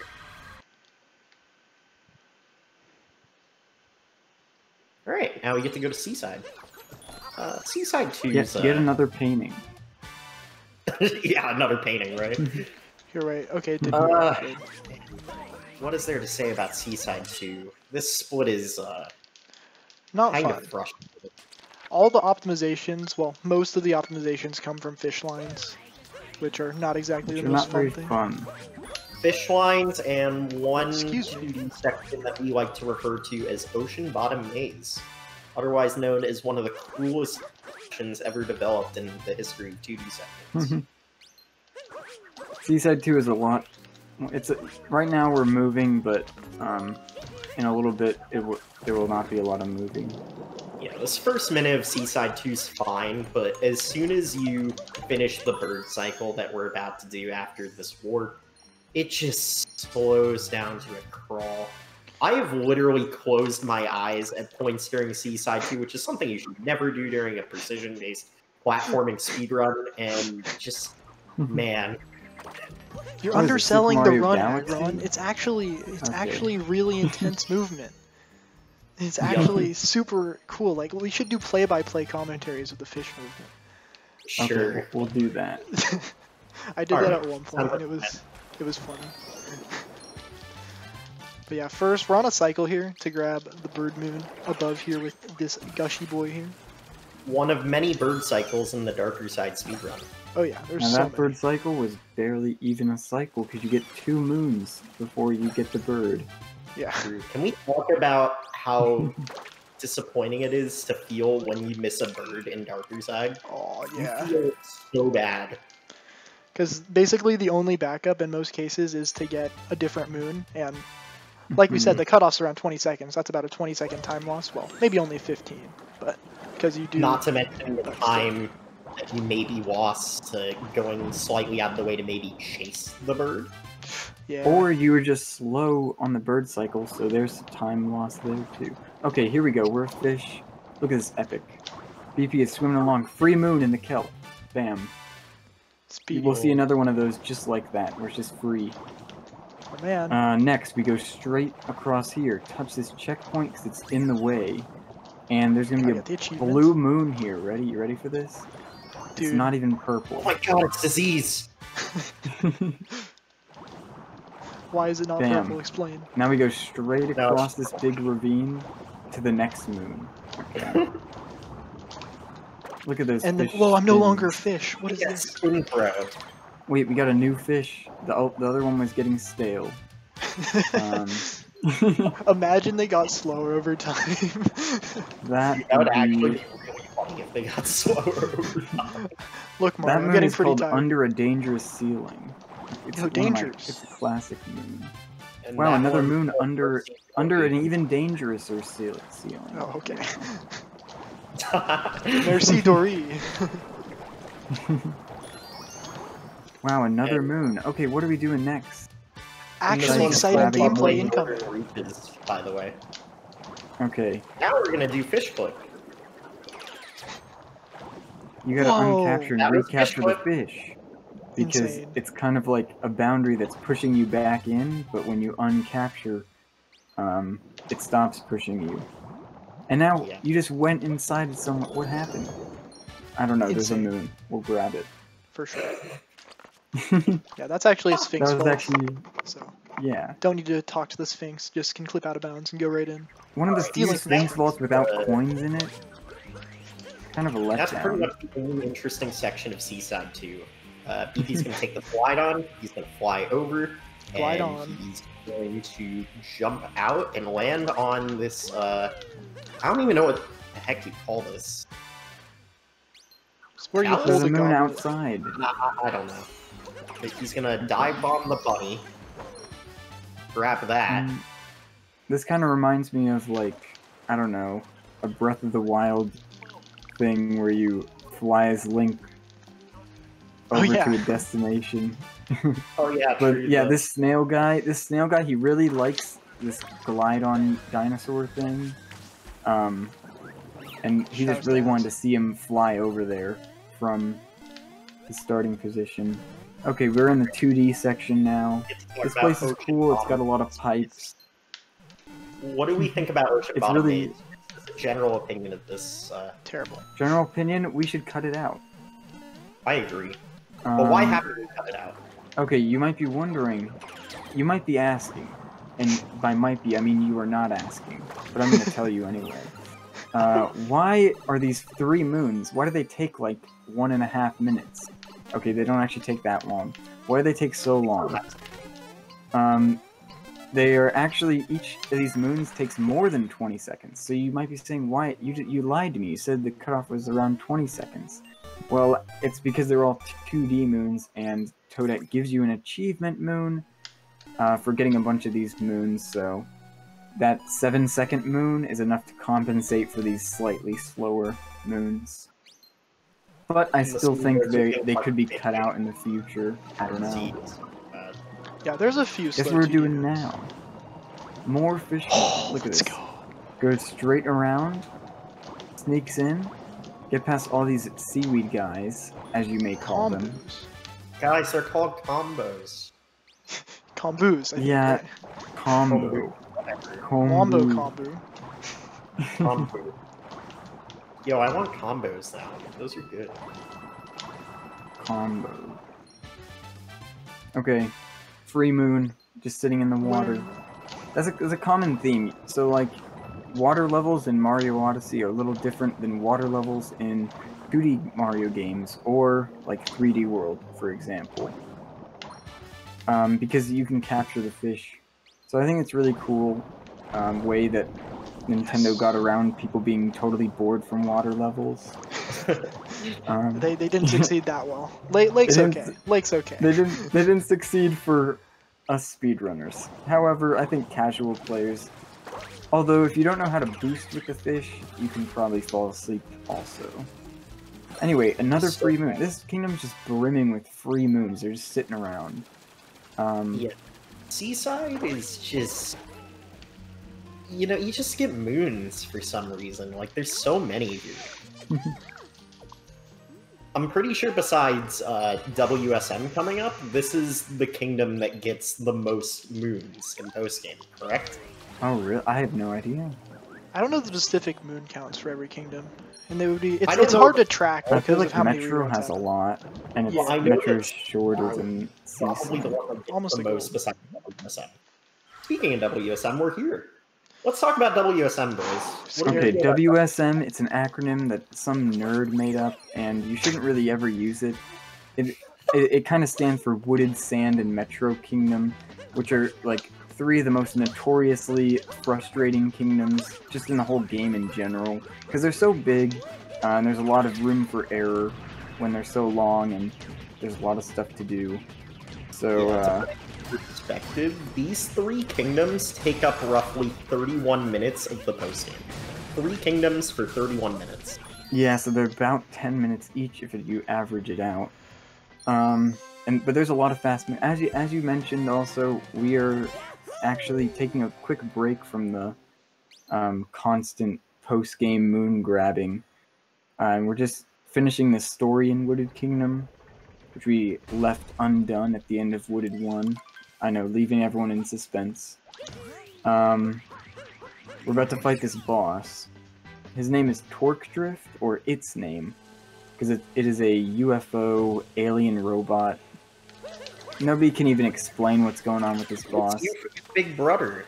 What's going on is this boss, it's an alien from outer space, it's stealing the flowers from the Wooded Kingdom, okay? And that's no good.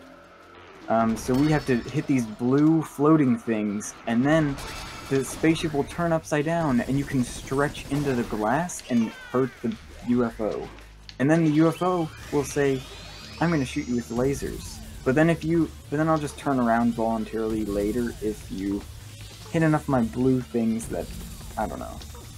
It's a really good boss, So- is what we're saying. It's very intuitive, Wario- makes sense, you know.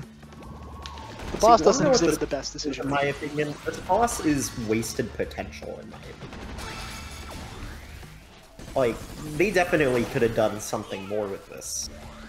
They did do a little more when you refight this boss later, but There's it's just still more lasers.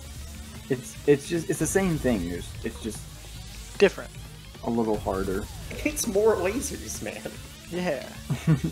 Add more lasers. Perfect. When in doubt, more lasers. And the Do you reason guys why- have any idea what these blue orbs are?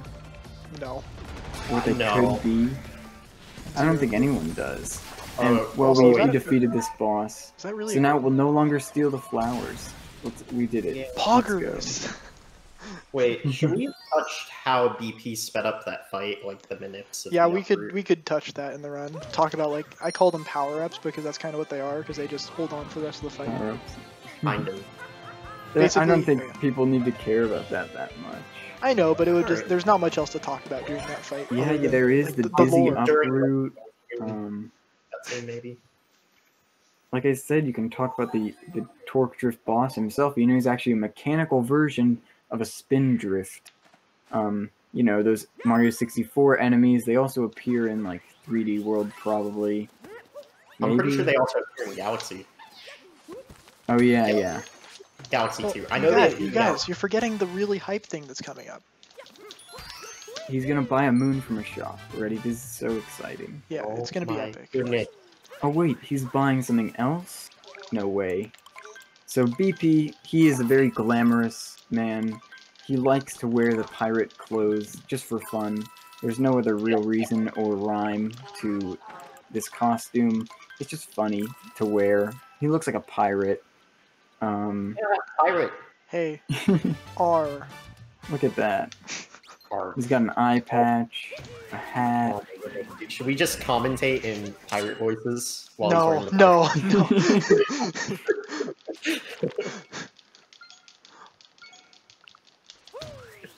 Okay. But yeah, So- this is actually... We bought this outfit for a reason. It's not just to troll everyone. Although that would be a very comedic troll, I must admit. There are better outfits that look cooler, as you'll see later. But this pirate outfit is necessary because it gives you a moon later. Oh dang, that movement was really cool. I like that. Yeah, pretty clean. You're supposed to Like get that spin moon with roll, glide on or something else. Yeah, I'm pretty sure we used to get that with Glide On in the route, but where we were like, this is way slower. Actually, another history lesson, we learned that because of an SMO task. I'm not even joking.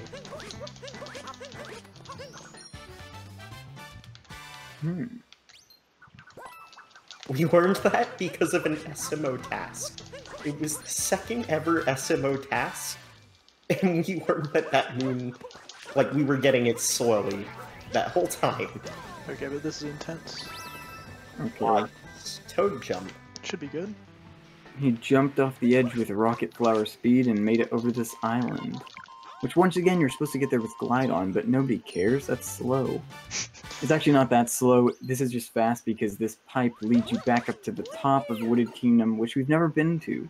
So, I mean, you could trick jump to it. You can. Yeah. Okay, there's also Peach up here, and another moon. Bye, Peach. So we actually recently reordered Wooded Kingdom a little bit. So we used to get Peach a little bit later. The reason for this is the bird in this kingdom, you know, we kind of got a little too fast at the movement to the point where we either had to wait for it or make a really risky jump over to it. So by reordering the moons and warping to Station 8 instead of the observation deck, we speed up the bird by about 40 seconds. And while it's a little bit more risky because the bird is moving faster, it definitely speeds up the cycle, which saves around 3 seconds. I just lost a lot of time. That was really unfortunate, by the way. It happens. Definitely. 3-hour run. It's funny because this could still PB, but that literally lost about 40. All of that, at least. Unfortunate. Yeah, again, you know, what was I saying when we first started post-game? It will take you on a ride, whether you're ready to ride it or not. Well, unfortunate. It's really dumb to mess that up, because it's really not the hardest movement at all, but it's fine. Happens to the best of us, I guess. That's pretty much the reason why I long jump from Peach. I do not like that roll off of the platform. I practiced it so much is the thing. Like, I made sure I was consistent at that, and then the last 2 times I've gotten there, just completely botched it. But that's the way it goes. I don't know why that happens. I made sure my camera. I made sure I knew what camera angle would allow me not to dive away from Cappy, but it wasn't good enough. So, I believe that was the first Goombet moon in the run, right? I think so. Yeah, so let's talk about Goombet a little bit. So, Goombas aren't the most interesting capture, but believe it or not, there are a few ways to move them a little bit quicker. You can vector with them a little bit, you can motion control shake to get them to jump a little bit farther. But besides that, they aren't really too interesting, and all you really do with them is just take them to Goombet, a certain amount of them, usually based off of the height of the platform Goombet is on, and you get the moon. That's pretty much it for Goombet. Yeah, Goombet, she likes tall Goombas. Even if there's a bunch of them stacked on top of each other, that's better than a short Goomba. Totally not stereotypical of real relationship. I don't like her standards, you know, I don't completely agree with them. I'm not short, I'm more average height, but you know. Man. Although, to be honest, I don't know. She's a Goomba. Who knows? If she likes Goombas, then there's already something wrong. So, the BP just did height way, that's just standard any % quota. So, not really gonna talk about it too much. Oh, we're on the bird cycle now. Yeah, here's the advanced bird cycle that I mentioned. That almost went over the moon. There's a moon in the middle of the air. Wow. Yeah, so we actually kind of get to see what the intended way of that moon looks like. You're supposed to ride that flower road to get to that moon, but in the old version of the route, we just kind of triple jump off of the top of the king and just go into it. So it, you know, just always seemed out of place, but... Okay, this maze, it's actually pretty cool when you do it when right. you get speed So like this, holy crap. Right. There's 5 moon shards in here, and you get 5 of them. And there's a moon. There's also another moon in the red maze that's just fast. Absolutely nailed that movement. Yeah, that was very clean rounding the corner. I'm so far ahead of the bird cycle right now. So what happens if you don't get speeding up, boy? It's still fun. You can still make the bird cycle perfectly fine. It's just not as fast as this. Which you can see the bird. Very good. So good. Usually you have to wait for the bird and catch him on the other side of that giant gap to the left. However, the funniest thing about that cycle is we used to be so bad at the game that it used to be one of the harder bird cycles to make. And now it's literally all the way by Fire in the Cave or FITC. So it's just like, wow, you know, like it definitely shows the development that we went through as runners. A lot of it was really the uproot movement, which people were not doing right, and they were not doing it consistently quickly. But I figured out how to do it, at least for that uproot. The uproots are still a mystery to me. Anyway, this is a cool room. Oh, this room is very fun. You just smash through this whole road. I do not like the other version of Breakdown Road, where the game forces you to do it without Cappy. No one likes that. No, dude. This has been a really good Wooded 2, other than the stupidity after Peach. It happens. Yeah, it happens to the best of us. Just kind of wish I could get a good gold here, because this is one of the splits that confused. Because there's splits you have, you split at Torque Drift, and I don't. So it's like 8 minutes, and I'm like, what? Yeah. It would be like 11? I don't split at Torque Drift. Yeah, I got a 3-minute Torque Drift, so this is still going to be a low 12. Well, mid 12. Which is pretty good for all the moons. Just lazy. You already have to split like 30 times. Cheesing this timer a little bit. Yeah, this timer went through quite the development lately. Yeah, there's a really cool strategy where you can just down throw Cappy right near the Scarecrow while still be really high up as Mario. You just get the moon immediately. It's really it also cool. requires Joy-Cons, which is generally frowned upon. Yeah, not the easiest controllers to use. I used them at one point in this run for a down throw, but that one would save a little bit more, around 2 to 3 seconds. But I'm not consistent enough at the strat to be willing to change. Approaching that Dune Moon from a different angle can sometimes be very frustrating, because usually you approach it from the forward end of the kingdom, but now you're approaching it from the paintings. That can definitely throw you off when you're doing dark events. Okay, you just hit that moon cube, and it starts this bird cycle. There's a bird traveling right as we speak. A bird traveling in the desert. He's traveling through the desert. There's actually 2 birds that travel through the desert in this kingdom, but we're only worrying about one of them right now. Here's a monitor. You can't really see it. Mario's in the way. That was a mistake by you. Okay, you can see. There's basically one of Cappy's brethren was hiding on that guy's head, and he had a moon. I don't know. Look at this Toad. He's jamming out.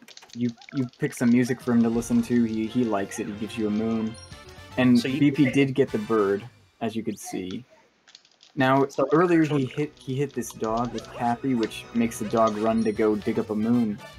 I don't know if you can see him in the background right now. I think he's already over the hill. He's digging up the moon. What? Does that invalidate the clock? No. Only if you, like, hit yes.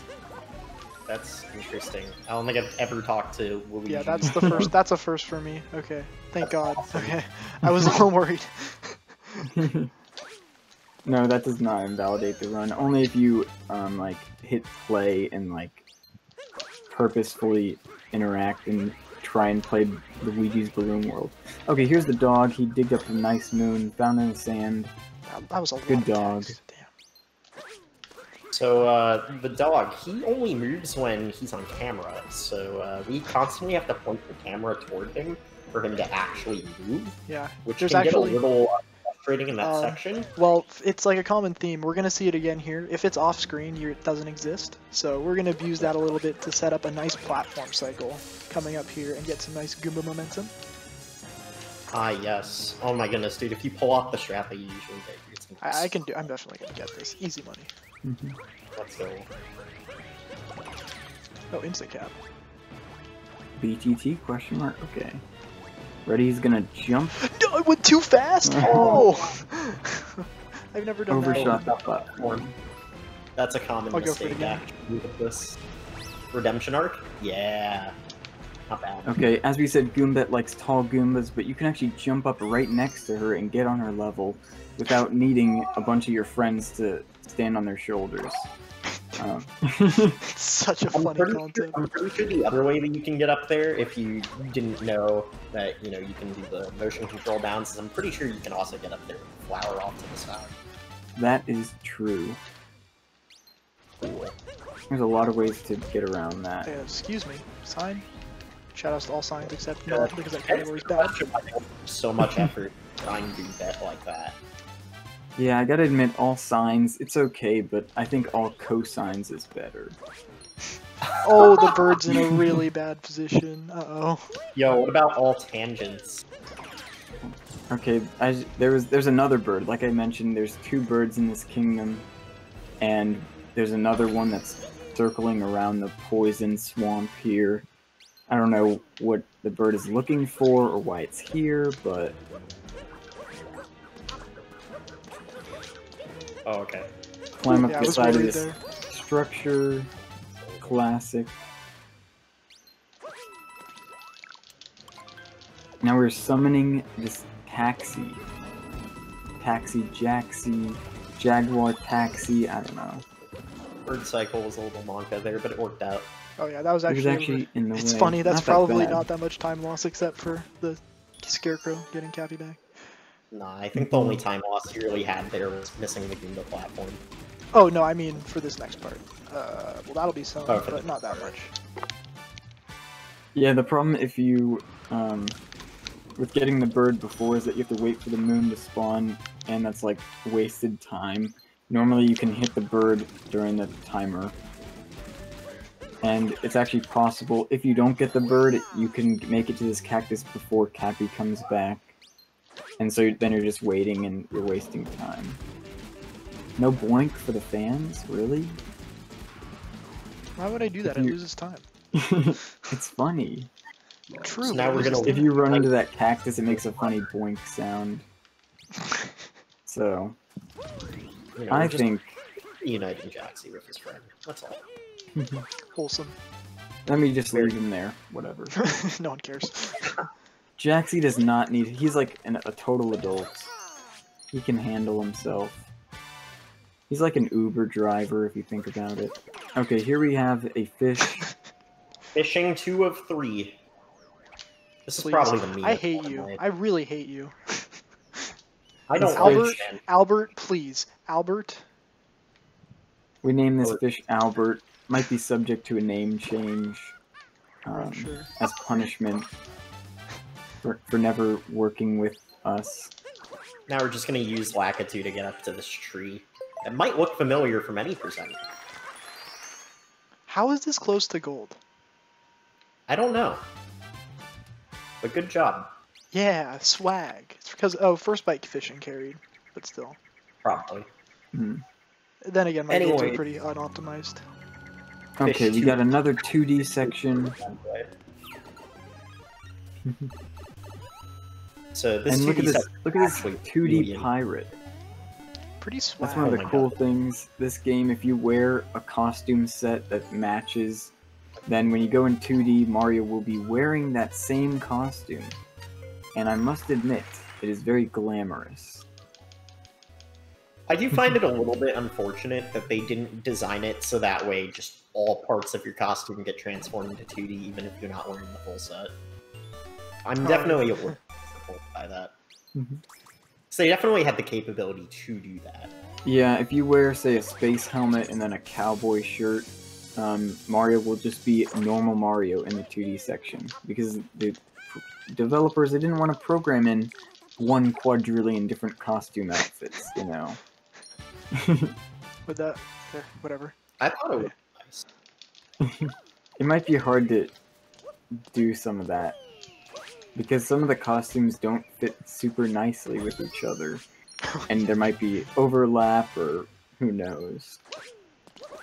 It can get messy real quick when you're on 2D. Okay, we're calling our Uber driver again. And this time we're just gonna put him on this pedestal, and he's gonna be, like, nostalgic once more. He was already, like, nostalgic earlier when we put him next to his, like, a statue. See, Jaxie, I don't know what the exact history of it is, but this guy, all his friends are made of stone. I don't know how or what's going on, but speaking of a blue moon... Once in a blue moon. You should set up a pun with that.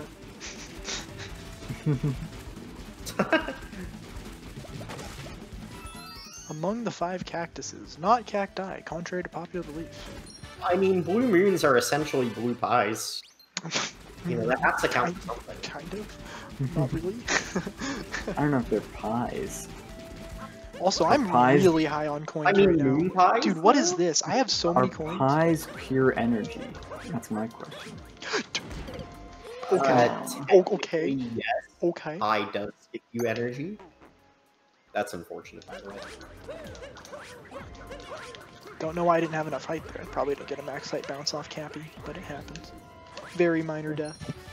Oh yeah, this room is really cool. You're supposed to drive through it as a bullet bill, but you can go over the top. It's kind of like 1-2 in the original Super Mario Bros. Or anything like that.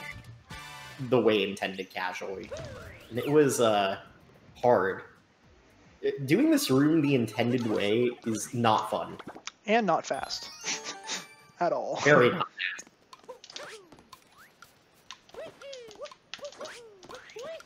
Yeah, just another timer challenge. Yeah, soon we got one of my favorite sub-areas coming up. There's definitely an interesting trick that you can do with that timer challenge. It's very difficult. Yeah.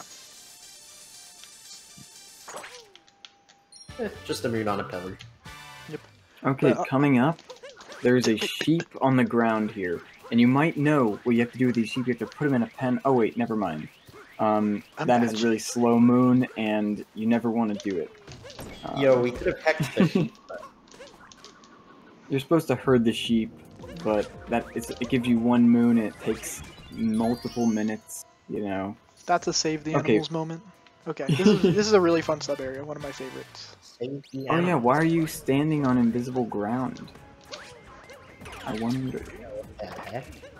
Yeah, we couldn't really show it here, but those capturable, like, guys with sunglasses, when you put on their glasses, they can see invisible platforms.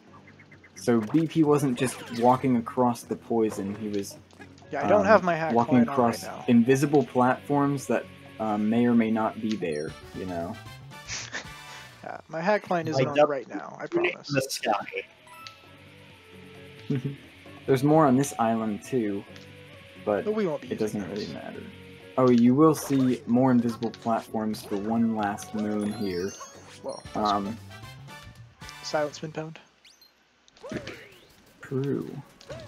Wait, a red moon? That had to be a No 3 way. frame. That had to have been a 3 frame. It might have been. I don't know. It's kind of hard to determine spots that aren't visible on the ground. Yeah, I feel like it was because generally those hitboxes are very large. Also, Yeah, this ground is invisible, but it lets you see it right at the beginning, so you don't even have to worry about it. Plus, you know there's ground under the key. Let's see if you can make this trick jump across the... Ooh, that is an unfortunate... Oh, no. Okay, I was just joking. There's actually a death warp. Dying is faster than warp into a checkpoint. Sometimes you can draw out these things and, like, make everyone think you killed the run, and then you just gold the split. So... Oh no, the run's dead. Just kidding, I golded it. That's so, always a classic. Talk about this dram. Look at this. Like, it's one of the most complex dram strats in the whole game. It's not actually as hard as it looks. but I find it really difficult, man. I'm so bad at that. World some record things I have no problem with. Like, they just click and I don't even have to Yeah. think about it. Okay. I don't know. I really don't know what my issue is with that dram, but I just cannot get it consistently for the life of me. I think I've only gotten it once, just while trying it but I don't do that dram in runs. I think it's worth Okay, going for in runs, but yeah. We're now in New Donk City, okay? This place is a bustling city full of people and people who are Lag. sad and really wish that you were a clown to cheer them up, but we don't get that moon. Unfortunately, not fast enough. That Okay. guy will stay lonely until the AM run. Clown dram was Yes. not time. Look, another seed moon. That was planted way earlier, about 2 hours ago. A little less than 2 A hours. little less than 2 hours. It was growing for a long time. Now you might be thinking, but my plant at home is dying, and I've only had it for like a week. And it's nowhere near as tall as that plant. Well, that's because the plants in this game are actually power moon plants, so they grow at a much faster rate. Every 3 minutes, they grow 2 new leaves and get significantly taller, so... Yeah, those plants do not operate on normal growth. It's because of the power moon. The moons have a lot of power in them, so they offer you plenty of, like, you know, power. This Dude, whole city is actually run by power moons. Dude, they don't even need water and sunlight to That grow. Pauline doesn't do crap. It's all Ridiculous.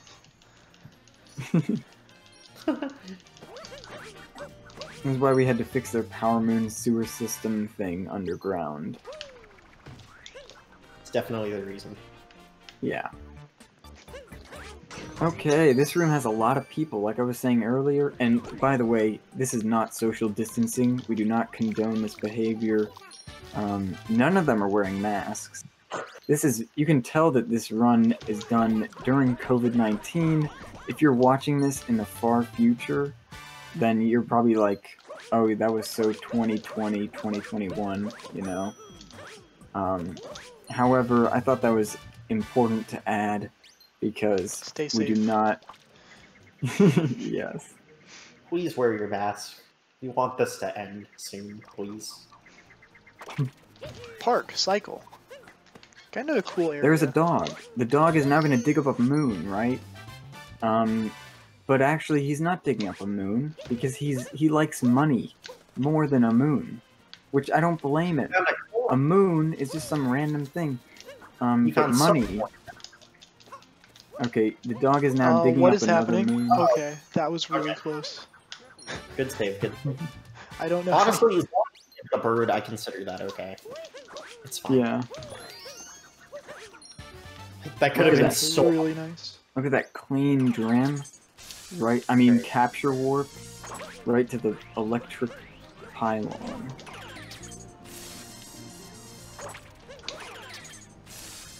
Okay, we're now scaling this tall building, reminiscent of the Empire State Building.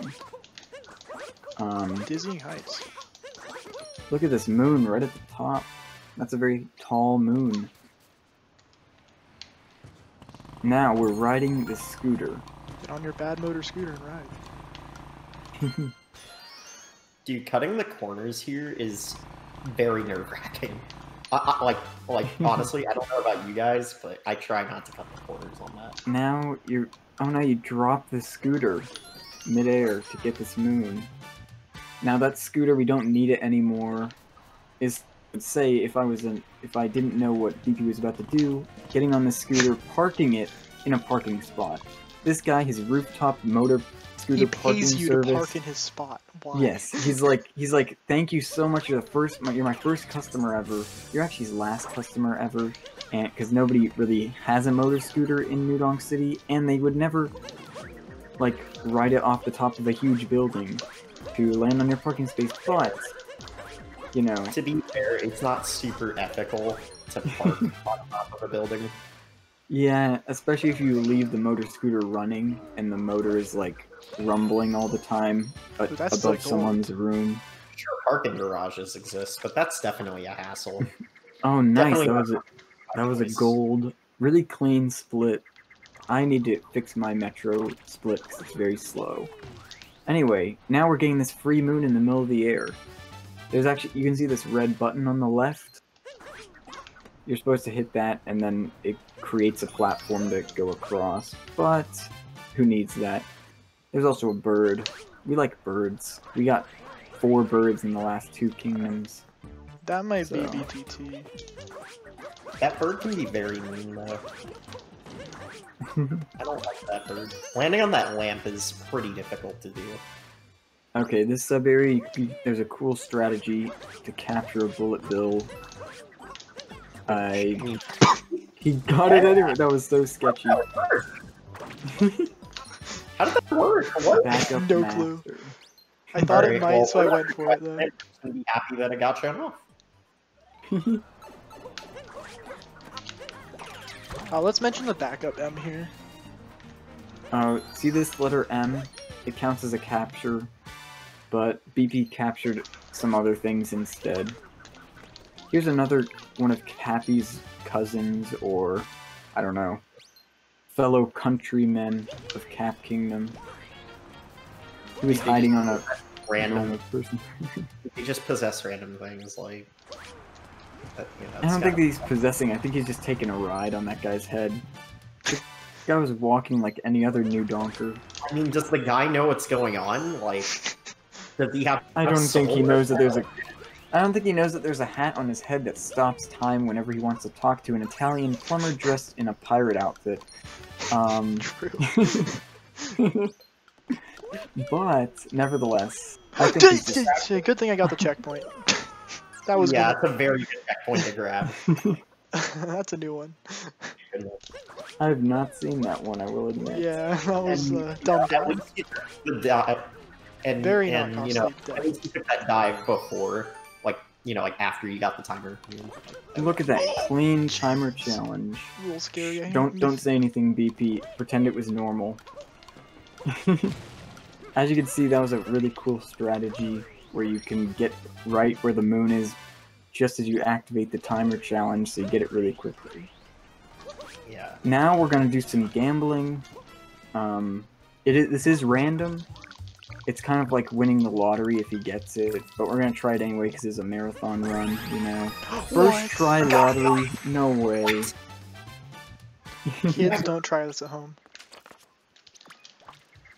Bro, this And is that still is it close for to Metro gold. What is Kingdom. this? This is like 8 seconds off with that death. That was a It's very wild good that Metro by Kingdom. buffering the spin throw, we're just able to just get slots, no problem. Oh, we're coming into Lake Kingdom. Oh, this is the cool one. This is the Guess cool what kingdom. happens in this kingdom? We'll wait. We'll wait. Yeah. We gotta wait. We gotta hype it up a little bit before it First, happens. But we got we've got- 2 minutes first. First, we gotta Wow. get some, like...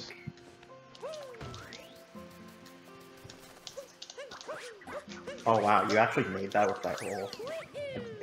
I honestly expected you to block there. Okay, we have some fishing. This feels like a herald, Um, kind of. This one is a herald? I don't know. Kind of strikes me more as a... I don't know. So, even Harold here likes the wall. You don't know why. Sometimes he's against the wall, other times he's not. I've experimented with ways to manip this, and it seems like it sometimes works, but other times it just doesn't. We have no idea. Very good notes. Clean. Those notes were very clean with that. BP is actually very musically talented in terms of Super Mario Odyssey. Collecting music notes. Any other way? No. Do you play the Mean Belly?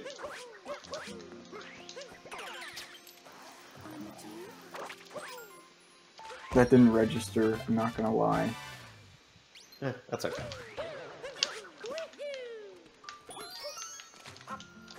Oh, Alright. That was a bird. Was. no longer. The bird is gone. He's now a power moon. It's okay. Mario gets fuel for this ship. Okay, here we go. BP is now a Goomba, and as we know, Goombet likes tall Goombas, but she actually doesn't care right here because everything's flat ground, so you could be one Goomba. But since we kind of cheated her in other kingdoms by not stacking up Goombas, we decided to get 3 here to make up for it. Then we just scare her away. You probably noticed every time after you collect the moon, you immediately trick her and she realizes that it was not actually Goombas, it was a plumber who is disguised as Goombas. A disguised plumber is a pirate who's disguised as Goombas. That is so true. Sub area is dangerous. Lots of poison, lots of waves. Doing it without the frogs. Yeah, the intended way to do this sub area is with a frog, and I actually find that more difficult.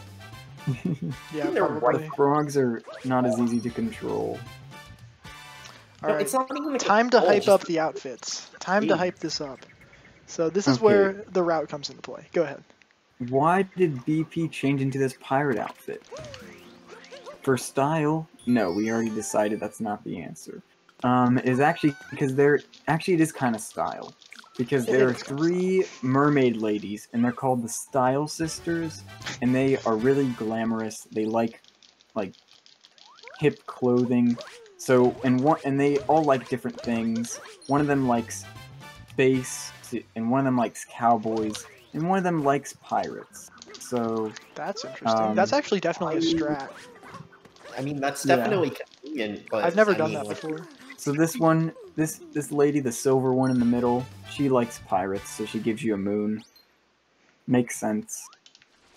Yeah, these 3 basically remind you of, like, you know, those women on the TV commercials. Yeah, you know the ones. But here we go. Now, another thing that goes along with this, it just happens to be right here. This could be at any part of a run. This clip is so difficult. No. I cannot believe it's RTA. Okay. Okay. We made it out of bounds. Time. And in here, into this room, you're supposed to get here by wearing special clothes because you're supposed to wear like a snorkeling outfit, or you can just wear your boxers. Oh, we were thinking that since we can get in here with the rubber ducky outfit, we're gonna call that Good Duck Clip. Good Duck Clip? Oh, that's a good one. Okay, we're also gonna talk to this lady through the wall. You're supposed to go inside of her secret room somehow, but just talk to her through the wall. The walls are thin. She gives you a moon through the wall. I never thought about that. 2-star ones. Oh yeah, she does. I don't know how she gives you that moon. Anyway, yet another fish lady. This is like, what, number 3? She gives you a moon for being a fish. She really thinks fish are cute. She's kind of like the Goombet person, because you gotta be a capture. Yeah. That was really awesome. So BP got 2 outfit moons there. Only one of them actually he wore the pirate outfit for, but the other one he clipped through the wall. So that's 2 outfit moons, and there's actually a 3rd one, which we'll be getting soon. We should discuss how difficult outfit clip is a little bit more next time. It's very difficult. Yeah, it's well for the actual event at least. Oh yeah. Assuming it gets in, obviously. Okay. So this sub area, if you one of my this favorites. Casually, it is nothing like the speedrun, and we just kind of move. There's not really too much else to say about it. There's a lot going on here, and it would be very difficult to break down piece by piece what's going on. So I'm just gonna have. I knew that would happen. Why'd I go for it? Dang it! I didn't get enough height. I didn't get enough height. I shouldn't have gone for that. I knew it would happen. It's okay. That shiring bounce is very difficult. Really? I didn't think that would happen. Bonus! I think PB's still alive. Yeah, I think so too, honestly. So, the intended way to do this sub-area is to just grab the little ledges, the yellow ones, and just climb the wall with them. Some of them are like automated auto-scroll, like one down below. Yeah, that's what it's supposed to look like. That's obviously very slow. It's also very jank, from what I recall. Just grabbing those ledges just doesn't feel safe. Sometimes your cat bounce doesn't even refresh. And it's just pain. For doing the sub-area like this, that was on gold pace. Alright, now we're just gonna leave. Okay, so more about the outfits since we're going into luncheon too. We're gonna get our 3rd outfit moon here, and once you get 3 outfit moons, Toadette is really happy, and she gives you another moon for collecting 3 moons that happen to be tied to an outfit. So he already dressed as a pirate and as a clipping through a wall. Didn't have to wear any clothes for that one. It's supposed to wear rubber ducky outfit. Man. But this 3rd one is also one where you have to wear an outfit for it, and there's no way to really get around that. But this outfit is way cooler than the pirate outfit. I think you'll all agree. Oh, and it's one of my favorites. Yeah. And, the way that, you go about, getting the moon actually makes sense from story progression. It's basically, lonely robot is, like, low on oil or something, and he needs a mechanic. Or it's just the placebo effect. See, the robot is... You'll see. We'll explain it when you get there. It's soon. It's in this kingdom. First, we gotta mention turnips, because that is not to be ignored. Turnips are very difficult. Yes. So, for any chefs out there, or food enthusiasts, I really respect you. I'm not a very good cook. But, in Super Mario Odyssey, anyone can be a good cook. You just have to find a golden turnip, and then throw it into a boiling pot, right? As anyone would do, and then bam, power moon. So, there's actually 2 of these... There's actually 3 golden turnips. Not edible. Yeah, it's fine. It's whatever. They're useful for us. They might be edible. What do you think? I could take a bite out of one of those. Okay, guys. The canon is that they're blue moon pies. It's okay. They're just pies. Okay, we're coming up. There's actually 3 golden turnips in all of Luncheon Kingdom. But one of them is really slow, and the other 2 are right here. There's one right here. See, it's golden. And we're gonna bring it all the way to the pot. Yes, golden means it tastes powerful. So let's talk about movement with turnips. It's pretty similar to movement with seeds. A lot of your movement gets restricted. You're constantly losing speed as you carry the turnip. So honestly, getting the turnip across the gap is pretty difficult, but if you just manage to keep your speed, you can get over no problem. Okay, now BP's gonna throw these turnips in here, cooking them. Which one I got first? I think that was 2. Nope, it was 1. No. Okay. That's not so bad. I'm bad at those cup puzzles where you have to keep track of where they are. Okay, now we're coming up. Win money. We're gonna make a purchase now in the Crazy Cap store. For one, we're gonna buy a moon, but first we're gonna buy this swag mechanic outfit. And BP is now considered a mechanic. Certified mechanic. Yes. Indeed. He will repair tourist taxi's car. That is stopped by ice. If only I had this outfit in Sand 1. When you're get off the moon. What if there's actually like secret text if you go there wearing this outfit? He's like, whoa, thanks. Get on the moon. I still don't get that. Okay, taxi driver's just a legend. The taxi driver is epic. I can't believe he made it all the way to the Mushroom Kingdom and the moon. Okay, we got the robot coming up. You'll see he's spinning around wildly because something has gone wrong, and he really needs help. And BP's gonna talk him down, he's gonna calm him down, because he's a certified mechanic. So the robot's like, thank you, you calmed me down. What a good moon. This is literally one of the best moons. Totally wholesome. Okay, like another lottery. It's very possible that he gets unlucky and does not get a moon from this. But he got it first try. That is so lucky. What are the chances of that? Like, really high. How? Yeah. But again, don't gamble, kids. It's not worth it. Please don't gamble. Yeah, I think the chances of getting all the slots moons first try is like, what, 1 in 7.5 trillion? Hey, but no, you guys got to hype up Cap 2. Okay, Cap 2. Everyone loves Cap Kingdom. can we talk about with Cap 2? Start at the This beginning, is a the first jump. really bad sport. Not I think we bad, can it's all just agree that this is our least favorite post-game What? split. No, what? It's so cool. No. Yeah, there's You worse have clearly not played Seaside 2, as we ones. mentioned. Seaside 2 is bad because it's boring and kind of dumb with the ocean bottom maze, but Cap 2 is just... I don't know what it is about it, but it just rubs you the wrong way sometimes, and when it does... Sometimes. Oh, really we forgot to mention the giant moon dump. Oh, But yeah. that's a classic. two opportunities Also, we in the actual run, we got to be like, okay, here I want to have 401 moons.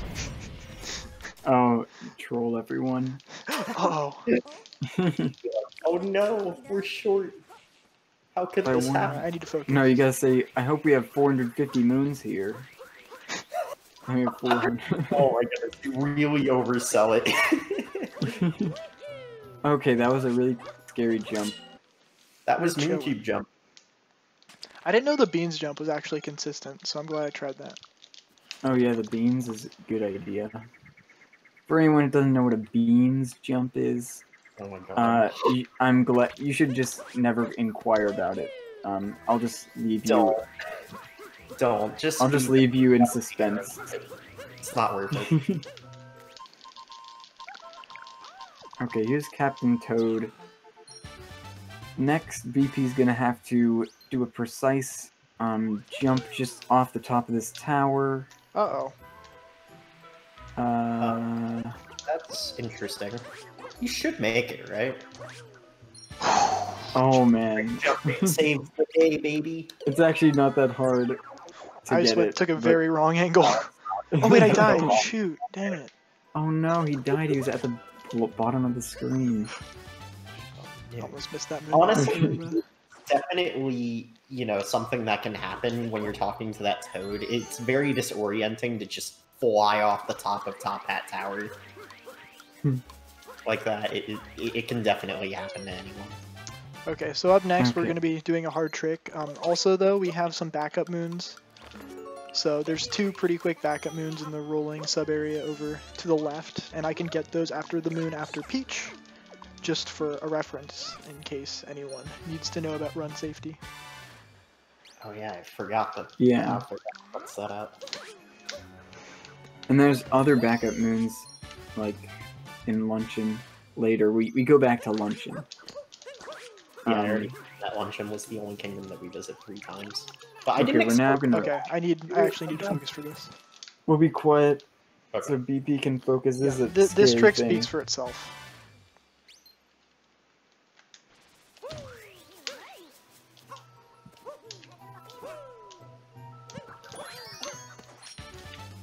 Let's go. Almost over. Let's go. Okay, we're Oh, chill. that was really clean. Yeah, Oh, Very. I was a little bit What a nervous, but relief. it was okay. Yeah. Yeah, that's Another Wow. outfit route specific trick. Very, very difficult. Yeah, that can be used in some other categories too. Okay, now we are a Paragoomba. A Goomba with wings. Now this guy's really scared of Goombas, so he has to leave his moon unattended. Even though he says Um, he's not afraid of them. Oh yeah, my bad.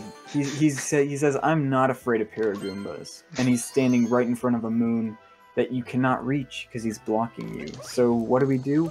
We see if he's actually telling the truth, and he's actually totally scared of Paragoombas. yeah, dude. That's I way don't know. more. It must be something about the wings or the teeth. I don't know. That's way more effective than any lie detector. Next Yes, up is one of my favorite moons. It's a star. What? Star. No, it's a moon. It's a moon. Don't a be moon. confused. It's a star-shaped moon. People may Yeah, say star, but they're wrong. It's a moon in the shape of a star. Okay. Guys, so remember how I was talking about earlier where we were like, oh, we have to look at the art because the game doesn't register if the moon appeared. What if star percent runs where literally you just play the game? Up To the bridge. Oh man, that'd be funny. Hey, that was a really good cap too. That would be so good. Yeah, that was very good. You did not mess up the bird thing. and everything else was clean. So Except that for was the, just 15 except for the moons. death. Other than that, it was good. Oh yeah, Alright. when you died. Lost 2. This is movement toward the death. considered like the last really big choke point in Darker Run. Very risky. Almost the last. Don't forget the next kingdom. I'll talk about that later. Oh yeah, don't forget Moon But 2. Oh my god, I forgot how stressful Moon 2 can be. But for real, this Lost is 2. scary. Lost has a bunch of poison everywhere, and you stand very close to it a lot. And if you touch it, you instantly die. Luckily, I don't How know do if I have it's so many luckily. coins? What is this? last run, I was struggling really bad, but I could have literally gotten an extra moon in this run. I'm confused. Apparently, after that's more lenient than you think it is. Yeah, Not bad. you probably don't even if you get an extra coin stack somewhere like. Let's see, where's a fast one? Ruined. Oh, I got that one. Code. Here. So, Okay, guys, well, it doesn't matter. what is your favorite costume from Peach? Favorite No. Peach costume? I don't really care. Yeah. You know. You She don't- can wear whatever she likes. Are you sure? Yeah. I'm not gonna say farmer, even though I know it's your favorite. Okay. No, it's not. What the heck? Okay, that's where I bonked. That made sense.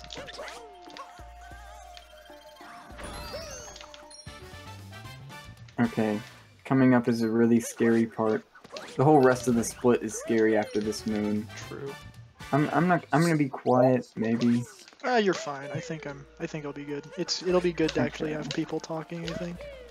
Okay, here's Captain Toad. Look at that. He's got stacks of cash, okay? I don't He's got his tent set up, and he's got money that's even bigger than his tent. So... He's living the good life. Dude, he's set for life. What is that, like 150 coins? I'm pretty sure that equates to a lot of money in this game. Yeah, he could probably buy like one moon with that. Or like one piece of clothing. Some But pants, that three does bring up hats. an ethical question.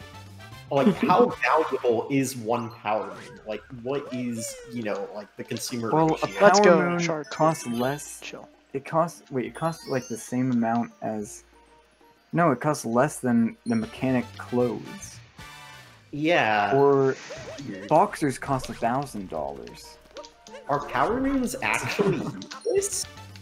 Yeah, they are. As we saw in Metro Kingdom.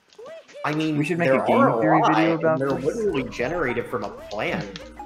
I guess they're not as valuable as we thought they were, right, guys? I don't know how I the up guess throw got. you can grow them in 15 minutes with just a seed. True. But those Actually, are I'm power pretty sure seeds. 21 minutes, but yeah. 21 minutes? Yeah. Okay, this part's scary. Hit the bunny. Hit this thing. I'm stupid. man. I'm really dumb. Oh my god. Oh. Oh. That's really unfortunate. That's not even. That was totally an idiot play. Oh my gosh. But at the same time, it's just something that you can expect from Lost Key. This kingdom No, is it's really not. good. You should not do that. Don't say that. What? I'm saying it can happen. I'm not Obviously, saying it can happen. I just did it.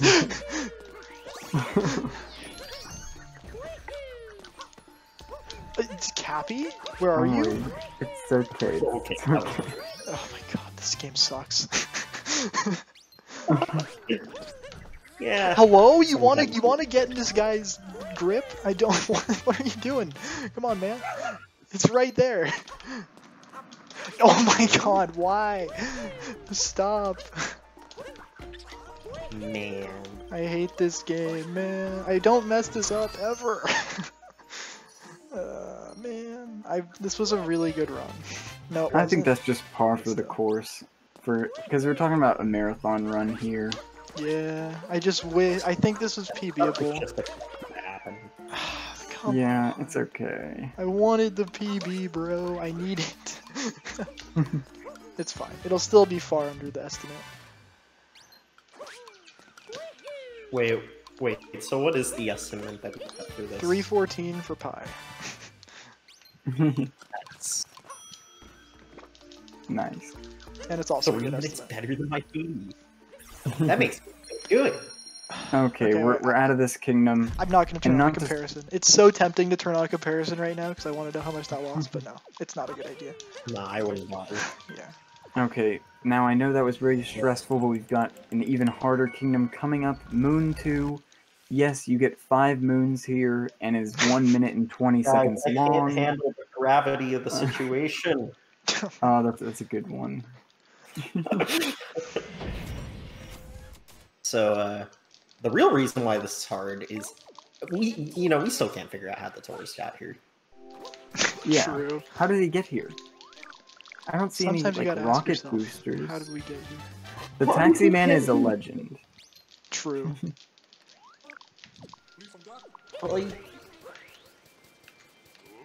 Like if Odyssey's, Nice 3 frame. relatable universe to our own, how do you That get was the not a car to the moon?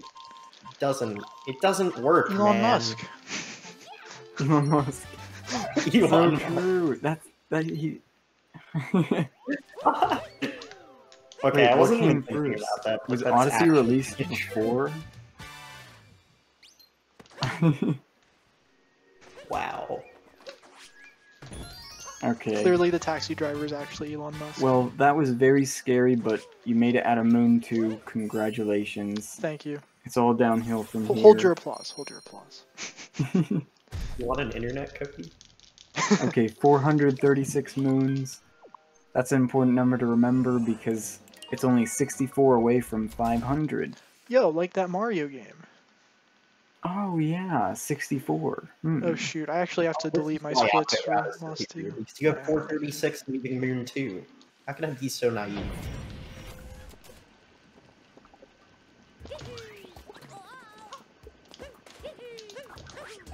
Alright, starting off lunch 3 with a bang. Immediately doing salt triple. Doesn't save as much here as it does any percent, but still very swag. Like this outfit, bro. Gotta get the backwards cap. Yeah, the backwards cap is like one of the Peak swag. best parts of this outfit. Pretty much, yeah. I think it's one of the only outfits be, that yeah. has the backwards hat, right? Yeah. Yeah, I mean, unless you count like the caveman outfit. Because... I did not ask for the the outfit. I literally did not. Ooh. Like, that's one of the ugliest outfits in the whole game. But it's one of the best moons. Fair. Anyway. We don't. Now get we're gonna that. light these lanterns and a moon spawns. So that's another interesting thing, you know, you light some torches and then a moon spawns. I feel like these moons are worth a little bit more or less than we think. I'm gonna say less. Well, think about it. That awesome mechanic backwards hat costs Swag. 50 cents, and the moon costs 100 cents. I guess just coins, you know. So getting 2 of those mechanic Coins or hats pennies. equals 1 moon. I mean, yeah, if we're relating the coins as equivalent currency to a penny, I mean, yeah. Our moons Okay, are but $1. say it's just coins, and we've got this $1 awesome US baseball dollars. cap. If EA made Odyssey. Wow, dude. Wow, dude, that is one sheet mechanic then. 50 cent Okay, I mechanic. don't think it's sense, but that's just saying, you know, the cost of 2 mechanic hats equals 1 power moon. Very interesting. Oh my goodness, dude. Someone needs to do like a theory on the actual Shoutouts to Odo43. value outfit. Hey, that's me. Yeah. We picked music track number 04, which is it's Rex music, as you can hear it. I have yet to get that movement. The one where you do the spin pound and just roll in the door. I know it's possible, but I've yet to get it. You can technically also pick track 46. No, In my that opinion, track that's better, sucks. but it's obviously Okay, slower. people like track 46 better because it's, what, the Bowser Escape music versus the boring Overrated. T-Rex music. But it takes more menuing button presses to get to it, so it's Well, slower. The Way is a good song. I cannot. Maybe we have, like, if it gets into GDQ, maybe we have a chat reward for it. Incentive. Or, like one of those. Incentive for track 46. Music Yes. for 2 minutes will be different. Incentive for track 46. Well, Definitely. or do they have those poll things where you have like chat do the votes with, or people donate to vote? Then we can have track 436. Yeah, the incentives. Or Well, I guess it's not in. I don't know. Yeah, but you know what I mean. You know what I mean. Yeah. Well, I'm pretty sure I it is almost an got hit incentive. by that fireball. That would have been a 'Cause first. I don't know what the terminology is. That would have been so funny. Yeah, that would have totally screwed everything up too. Dude, like, where'd that even come from? I don't know. Obviously, piranha plants, but like, when? I didn't even see it get shot. Me neither. Okay, we're almost done with Luncheon 3. Which Oh, yeah, you we might be never really wondering, why is this called Luncheon Why 3? watch it 3 times. Yeah. We could explain that, but I think nobody really cares. It has to do with the routing for Okay. this category. Overall, not. Yeah, that it has to important. do with that taxi guy, and he goes to the moon. Hello. So, like we mentioned earlier, I don't know how he got to the moon, but he got there, and since he got there, we now have to we have to go to Luncheon Kingdom 3 times. Because he was in Luncheon Kingdom first, so. He goes from Luncheon Kingdom to Moon Kingdom to Mushroom Kingdom, and Mushroom Kingdom is right after Luncheon Kingdom in the painting chain, and there's no way to change that, so we kind of have to go to the Moon Kingdom in between those if we want all the taxi moons, because they're really fast moons. Alright, so there isn't really an engineer costume, so this is the closest we're Oh my going to get gosh, to are an you engineer. se- And we are fixing all of the cracks. So that's fun, I guess. It's RNG where the veggies roll and it just happened to be right in front of my face. And that I loses think it's like a little bit 4. RNG, but not 100%. Because they definitely try and go near you. Well, yeah, but they also If you just stand have. still, they do not go Sometimes to they're the like same spot. trained homing missiles. Other times they're just terrible. Like, That was two really things scary. there. Okay, I'm surprised that worked. Made it though. Yeah, we're chilling. Nice. Definitely. This is a large gold. Wait, this is close to Comstop.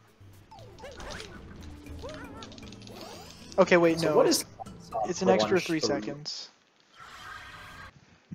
It's an extra 3 seconds. That's still pretty close, especially Yeah. considering my Luncheon 3s are very bad. And I usually get way farther away from Comstop than that.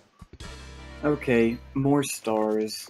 I mean moons, you know. Yeah, Easy of to make course. that mistake when you've been Your running shit Super was- Mario Odyssey for 3 years. But, you know, you don't have to run the game for 3 years in order Oh, to... I didn't click down twice. That was weird. I didn't know how to back that up. I The didn't code realize did it not was like really your quick. music choice. Yeah, it needs to be Um, the 8-bit. The cringe 8-bit. Oh wait, this is Cascade. I thought it was Lake Lamode. That's fine. Dude, Cascade 8-bit's sick. Yeah, I agree. I thought it was Lake Lamode. See, I don't actually play Okay. with game audio on, so I don't actually know. Oh, That's my okay. confusion. That's fair, that's fair. Alright, we are nearing the end, boys. Entering that shop is way harder than it looks, so shout out to DT for actually entering that shop relatively perfectly. Hold up, what pace is this? If I had to No. guess, it was at 311. But if you get 500 No, moons this is OX before... pace. This is in 308, I think. Is it still PB pace for you? Yes. This Wow. is just sad. Okay, well, I'll try to keep it together in that case. Okay, we're looking for 64 moons. He's got 24 in his inventory right now, so 40 more moons and then the run is over. Or not, the run isn't over, but you don't need any more moons.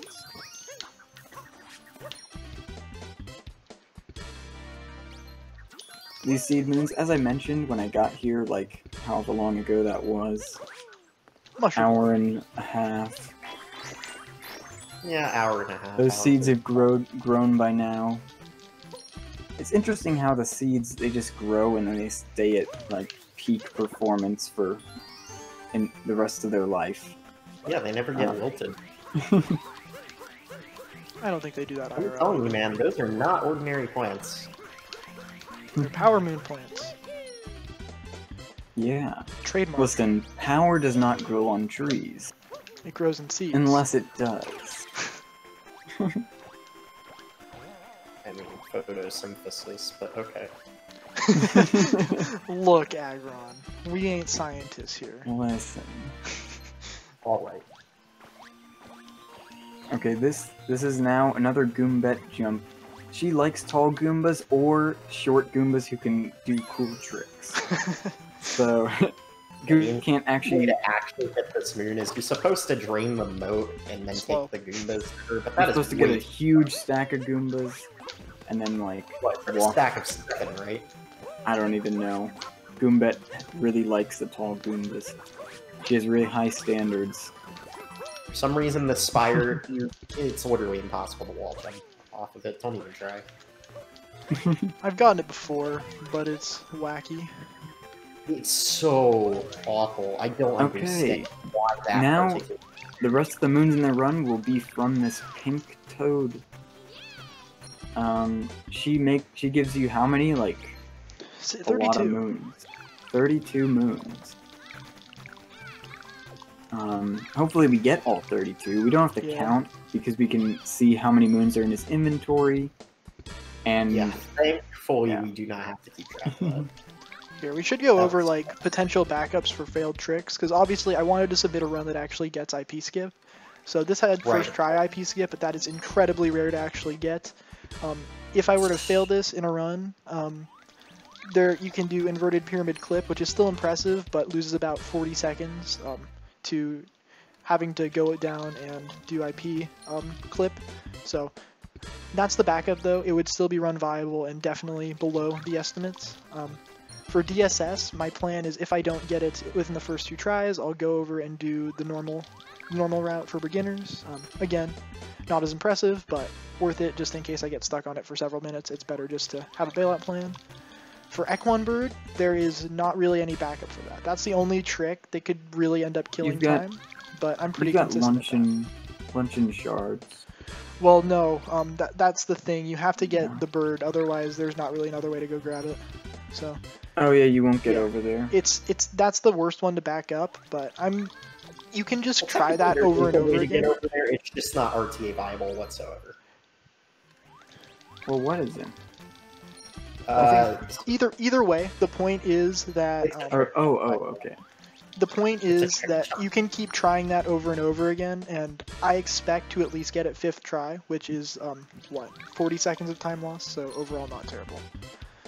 Okay. Other than that, Lake Outfit Clip, again, something you can just keep trying until it works. I'm not too worried about that And it one. only loses like 3 seconds max for each failed attempt.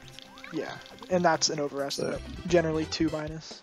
So, not worried about that. And those are the main really time loss potential tricks. Actually coming up, I will be going for Darker Side Fly Road Skip. I wouldn't normally since it's on PB pace, but since this is a showcase run, I gotta kind of do it.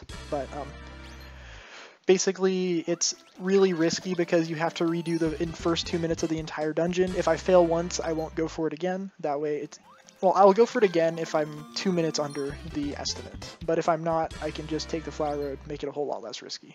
So that's the general game plan for a marathon submission. Awesome. Some other But potential you'll things definitely be... that go wrong is some of the achievements that he's getting are based around like timer challenges. If he misses a timer challenge, there's definitely other substitutes, or he can do one. So that's not that big of a deal. I think you pretty much went over all the other things that can go horribly wrong in a marathon run. Yeah. What was I gonna say? You'll be practicing the darker FRS and the bird and cap and all this stuff, of course. I think you'll definitely be fine for... Because, like, the darker Agreed, FRS, It's if very if you do it consistent. slow, you can do it slow and still save time, and it still is stylish. And if he really had to back out of it, he can, still ride the Flower Road.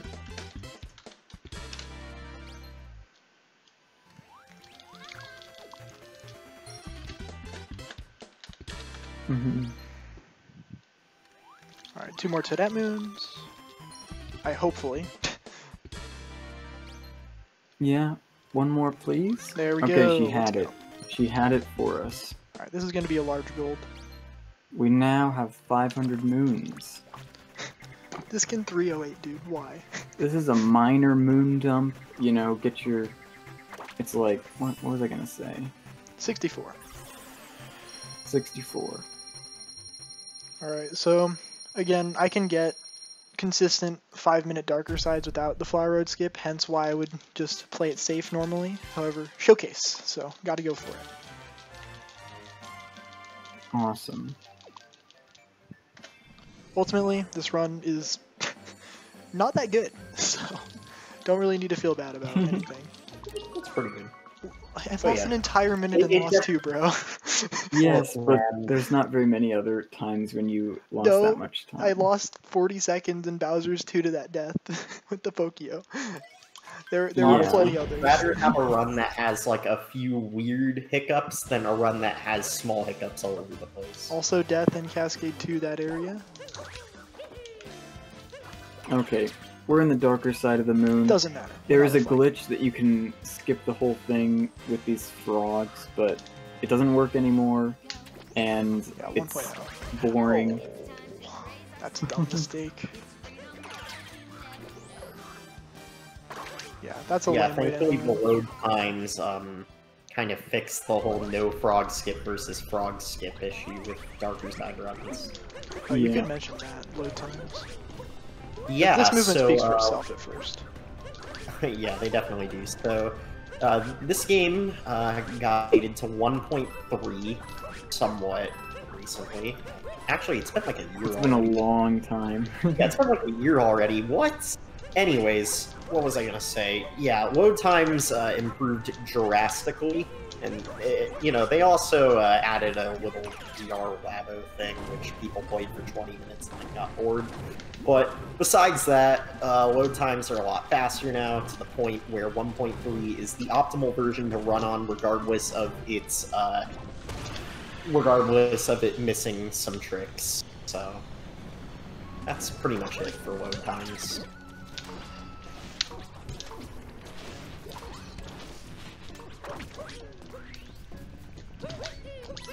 And yeah. Oh, okay, gotta... Doing darker side paths. Lots of optimization that goes on in here. Okay, that was a little close, not gonna lie. You're always gonna make that if you do that type of damage boost, thankfully. Okay, I'm not super familiar with the waterway route because I don't do that, but like, I was very nervous. Understandably so. Part of why this is a great finish. That's fair.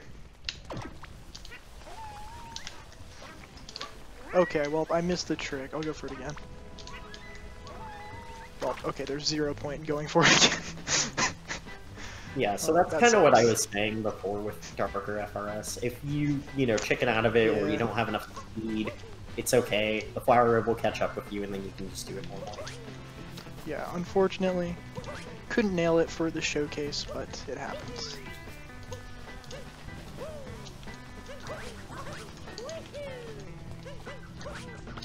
And yeah, at this point we're pretty much at the end. There's a few more cool little things that you can do. Tripling around this corner, for instance. Rolling off the side, so Cappy. Yeah, you want to Be roll. careful of these flies, dude. Yeah, you wanna roll to the left a little bit there. That way, Cappy comes back to you a little bit sooner because he comes back when your vertical distance is at the right place, not horizontal. So as long as you're shaking wide on, you can pretty much bypass the rest of the dungeon. Yeah. A little intense. Or Gotta shake pretty hard, but yeah. There's nothing really too difficult about this. You just get a nice shake through a wind gust, and you're home free. dude, this is funny. This run is funny. Did a really good job at showcasing everything. I'm glad it went. Yeah, definitely. I think you did a great job. All right, and for the record, kill the animals, save the frames. Whoa. Whoa. It's a bit touchy, but okay. Fair enough.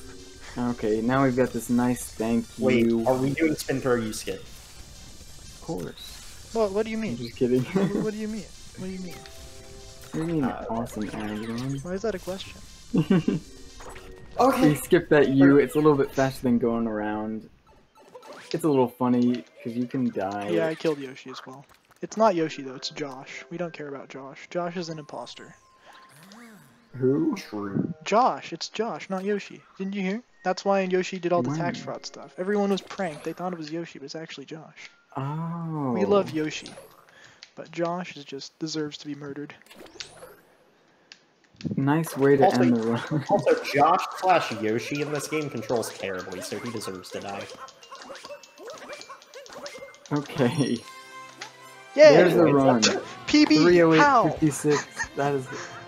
That is a very respectable time. Oh, by the way, if you submit this to the leaderboards, this is the first 308 on the leaderboard. That's true. No, Valu had one Oh wait, back in the day. True. Did he? Yeah, he had Oh, like 2 minutes of time save in Darker, actually.